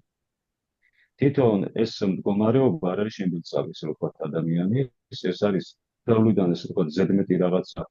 აი როგორც ადამიანს ოფლი გამოსდის ან რაღაცა ყველგან გამონადენი, ხო? ეს არ არის ზიარებისათვის დამახმარებელი. აი ამასთან აიგივეს იგივე ათანასე ალექსანდრიელი. და საინტერესო კომენტატორებიც. ერთადერთი რაც არის ზრუში დაცემა ხელი შემშლელი მიზეზი გახდეს ზიარებისათვის. თუ ეს განაპირობა ადამიანს აღძურა, ნებიან აღძურა, თქვათ, ოცნებამ და გილწმას იზმარმა. შეიძლება სიგრძეშიც კი დაანახოს ადამიანს, არის ეგეთი შემთხვევები და ამ შემთხვევაში ზიარების დამახმარებელი ნახეთ როგორ წერია მომავალ. დამახმარებელია თვითონ ეს შინაგანი მდგომარეობა, რომ ამით შეიბილწა ადამიანი, ფიქრებით, ოცნებით, სურვილებით და არა ის რომ ფიზიკურად რაღაცა მოხდა მის თავს. და თუ ესეთი რამე არ მოხდა და უბრალოდ მოხდა ზრუში დაცემა, ყოველგვარ მიზეზს გარეშე, ეს ზიარების არის დამახმარებელი არა. რა შეეხება დედათა წესს, ჩვენ გვაქვს ნამდვილად კანონები დიონისე ალექსანდრე, ტიმოთე ალექსანდრიელთანაც რომ და მიზეზი რა არის? ბრძალვა. ახლა ზოგჯერ არის ახლა მომისმინე ესეთი მოსაზრებები, რომ ჰიგიენური საშუალებები არ იყო ადრე და ეს თავისთავად ხელი შემშლელი იყო, რომ ხალი გადაადგილებული იყო ან ტაძარში მისულიყო და რაღაცა. ზგავსი მითითება პირდაპირ არ ხდება ამაზე. შეიძლება ისეთი ფორმის არ იყო, რაც დღეს არის, მაგრამ მიზეზად ეს არ არის დასახელებული. მიზეზად დასახელებულია ბრძალვა. თორე ხალხს ღვთისმსახურებაზე დასწრება შეეძლოთ ეს კანონებში წერია, მაგალითად ბალსამონი წერს ამ დიონისე ალექსანდრიელის მეორე კანონის განმარტებაში, სადაც დედათა წესია საუბარი რომ ხალხს შეუძლიათ ეკლესიაში მისულაო. ეგ წერია რომ იქ არის სივრცე, რომელსაც ეწოდება ბერძნულად ღინეკია, ანუ ქართულად ამას ქვია სადედო. სადაც ქალები იდგნენ, ისმენდნენ ღვთისმსახურებას, მაგრამ იმ სივრცეში არ ყოფილიყო განლაგებული ხატები ან სხვა სიწმინდეები. რომ უდევსო სიწმინდების შესულა არ მოუწიოს. მე დამაინტერესა სიწმინდების შესულა რა იგულისხმებოდა. და მე საბერძნეთში როცა დავწერე ღვთისმსახურებას, საჩვენს პრაქტიკაში აღარ არის. დიდი შესulis დროს სიკვდილი ბერძნ ფეშუნი თელტაძარს მოივლის და ესე იხსენიებს. პირდაპირ ამბიონზე გამოვიდა. ეს აზრის შემოვლა რას გულისხმობდა რომ ყველა იქ წმინდანის საფლავი იყო თუ ხატი სადაც იყო სიწმინდე ყველგან და მისულიყო მღვდელი. და ის ადედოში იმიტომ არ უნდა ყოფილიყო ეს წმინდათა საფლავები და სხვა სიწმინდეები რომ მღვდელი ამ ბაზიფეშუნითაც არ შესულიყო და ანუ ქალებს ერთადერთი მოსმენა შეეძლო ღვთისმსახურების, მაგრამ აი ეს შეხება სიწმინდეებთან ბრძალვიდან გამომდინარე. ისე ღვთისმსახურების მოსმენა და პირადი ლოცვა ზოგი არის რომ სახარების ხელშეღებასაც როგორც ალასა რა ეს არასწორია. აბსოლუტურად ან ხატს არ შეეხება სიტყვაზე ხატი ჩამოვალ და კედლიდან რა თქმა უნდა რომ არ იყოს და გაასწოროს ეს არ არის დანაშაული. ხო თქვა სახში არავინ არ არის. ესე დონეზე არ უნდა დავიყვანოთ ეს ყველაფერი. ეს არის უბრალოდ კრძალვა. მაგრამ იქ უწერია თქვა კომენტარებში კანონისტებს რომ თუ ახლა ადამიანს ქალს რაიმე სამქრე მუქრება ჯანმრთელობის ან სიცოცხლის თუ მოუნათლავია და უყოვნებდა მოინათლოს უნდა დედათა წესის დროს. თუ მონათლულია და ეზიაროს. ანუ აი ამ ხრივ ეს რო თქვა აპრიორი რომ არ შეიძლება სიწმინდესთან მიახლოვან ზიარება ესე დროს, ესე არა, ეს არის კრძალვა. თანადროულ პრაქტიკაში ახლა მე პირადად ეს ვფიქრობ, რომ თქვა ჯვრის ერაზე მოვიდა ადამიანი, ან ათლობაზე, და თვითონ სინათლება რა თქმა უნდა პირდაპირ ვიწერე კანონში, შეიძლება თავი შეიკავოს, მაგრამ შეიძლება მოხდეს ისე, რომ ადამიანს ამ ნერვიულობის შედეგად თქვა ჯვრის ერაზე მოვიდა და არ ელოდებოდა და რაღაცა დაიგრძნო. ან მეჯვარეს. რა თქმა უნდა, თავი არის რა, მაინც მოტივი. თუ ის უკრძალველობის გამო მოვიდა ვარაფრად არ ჩათვალა, შეიძლება უარი უთხრა, მაგრამ ეს უნებლიე მდგომარეობა, ამის გამო უკან გატრიალება რა თქმა უნდა არ არის სავალდებულო და ესეც შოდვათ არ ითვლება პირდაპირ. პრინციპულად რაც არის სულ ზიანების ზემა ეს ცოტა ის კიდე ფართო თემაა, მაგრამ მოკლედ დიახ, მაგიტო ვთქვი, რომ უბრალოდ იყო რამოდენიმე ამერს, იმაში სასულიერო პირები იმაში სოციალურ ქსელშიც ისეც, ანუ ღიად ამათობდნენ ამაზე და უბრალოდ მაინტერესებდა რომ რაღაც პირადად ჩემთვის ხო რავი მამა ახსნილი ხარ გზალვა რა თქმა უნდა კარგია ესეც ანუ უკიდურესობას უნდა მოვერიდოთ კი ბატონო. არც ისა ნორმა რომ საერთოდ ეკლესიაში არ შეუშვა და ყველაფერთან გატარება უკრძალო არც ისო ის არაფერი არ არის და როსაგიდან მოდიდა ესიარე ანუ ესეც არ არის კანონში გვეწერი და ეს გზალვა ახლა ბოლოს და ბოლოს შეიძლება ერთი კვირა მოუწიოს რომ ვერ ეზიაროს ხოლმე მე არ მგონი ტრაგედია იყოს რომელიმე თავისთვის ეს აი განსაკუთრებული შემთხვევა საკუთარი სიმბოლოდ ხდება იქ რა თქმა უნდა ყოველში უცხეს ეკონომია დაუშვას ეს არ არის დამუშავებული. ახლა ამის გამო ჯვრისერა უნდა გაატრიალოს სახში. კი ბატონო. აი მამა ლონგინოს მამები ხართ და აი ერთი რამე მინდა ვთქვა მოკლედ რომ დღეს აი რაღაცა როგორ დავბრკოლდით როცა წმინდა გიორგის ტაძარში ვიყავი მოგიხსენიეთ ყველა დიდი სიყვარულით და დიდი და აი ჩვენთან ხო არის რომ ტრაპეზს არ უნდა შეეხოს ადამიანი და არ შეუძლია სტიქაროსანს აკმიროს ხო ესე იგი მომცა სასულიერო პირმა რომ ტრაპეზიდან ამეღო რაღაც ის იყო ასე ვთქვათ დაკუკის მაგვარი რაღაცა და მანიშნა რომ აიღე და სხვასაც აძლევდა ამის უფლებას და შემდეგ უბრალოდ სტიქაროსანმა უკმია რა ხუდელი რო გამოდის ბარძიმით სტიქაროსანი მოსდედა და უკმევდა და ცოტა რაღაცნაირად დავბრკოლდი რომ აი ვიცი ძველი აღთქმიდან რომ მეფე რომელმაც აკმია რაღაც შეეყარა ხო და აი ცოტა რაღაცნაირად ვიყავი ამის იმაზე რომ ალბათ თითოეულ ეკლესიას ადგილობრივ ეკლესიას აქვს თავისი რაღაცა ეს უფლება. ირაკლი სამკვეთლო ხო არ იყო? სამკვეთლო ხო? არა, მამაო, სამკვეთლო ცალკე იყო და იქვე და აი ტრაპეზი რაც იყო კი. არის შემთხვევები ირაკლი სადაც თქვა ტრაპეზები არ არის ნაკურთხი, ანუ წმინდა ნაწილი. როგორც ჩვენ საერთოდ ბერძნები ესეც წმინდა ნაწილი ყველა ტრაპეზს არ აკურთხებენ, თქვა აი როგორც სამებაში ხო ახლა თქვა არის 13 ტაძარი მგონი შეგინეთ შემოყოლ იმაში უბრალოდ 10 აი ცენტრალურ ტაძარში არის ნაკურთხი ტრაპეზი და დანარჩენ ესე თქვა ეკუდერებში მემში ბერძნები არ აკურთხებენ უბრალოდ ტრაპეზი გაკეთებულია მაგრამ მოდი ხშირის ყველი და წირავს უბრალოდ მაგიდა ესე ვთქვა ბერძნებს ხშირად აქვს ესეთი ტაძრებში აი ესეთი ისა ეგ ერთი რა შეიძლება თვითონ თუნდაც ნაკურთხი იყოს ტრაპეზი ნახე რა არის ეხლა ადრე ერის ხალხი საერთოდ საკურთხეველშიც არ შედიოდა ეგ გარდა სასულიერო პირების ეს პირდაპირ ჯურის კანონში გვეწერია. ის ვინც საკურთხეველში შედიოდა, მას სიწმინდებთან შეხება არ ქონდა აკრძალული. და იმ დროის სტიქაროსის მოვალეობა სასულიერო ეწოდებული იყო დიაკვანი. რადგანაც დღეს ეკონომიით დაშვებულია რისკასი შევიდეს საკურთხეველში, რა თქმა უნდა, კაია რომ ეს კრძალვა დაცული იყოს, რომ ნუ შეეხება, თქვათ, ბარზიმფირის შხომს ნუ შეეხება მით უმეტეს ტრაპეზს. მაგრამ თუ ახლა მოწვეული რაღაცას გაკურთხებს, ახლა ეს არ არის, რომ შენ შეეხება ეს დიაფნის ისას, რომ სხვა მოტივებია. რომ შენ ამით მომოყოდინებელი ცოდვა ჩაიგენი ან დაგწვავს ან დაგაკავს. შენ მორჩილად შეასრულე ის, რაც გითხრა, ისე რომ ეს ცოდვა არ არის, როგორც ასეთი. მოტივს გააჩნია რატო ეხები ადამიანი. თუმცა ეს კრძალვა, რა თქმა უნდა, გასათვალისწინებელია. კმევა საერთოდ არაფერი არ არის. კმევა ნებისმიერ ადამიანს შეუძლია. რომ ჩვენ ახლა ლიტურგიულ მსახურებაში არ ვერთვებით ის ადამიანები, ამიტომ ჩვენ არ ვაკამთ.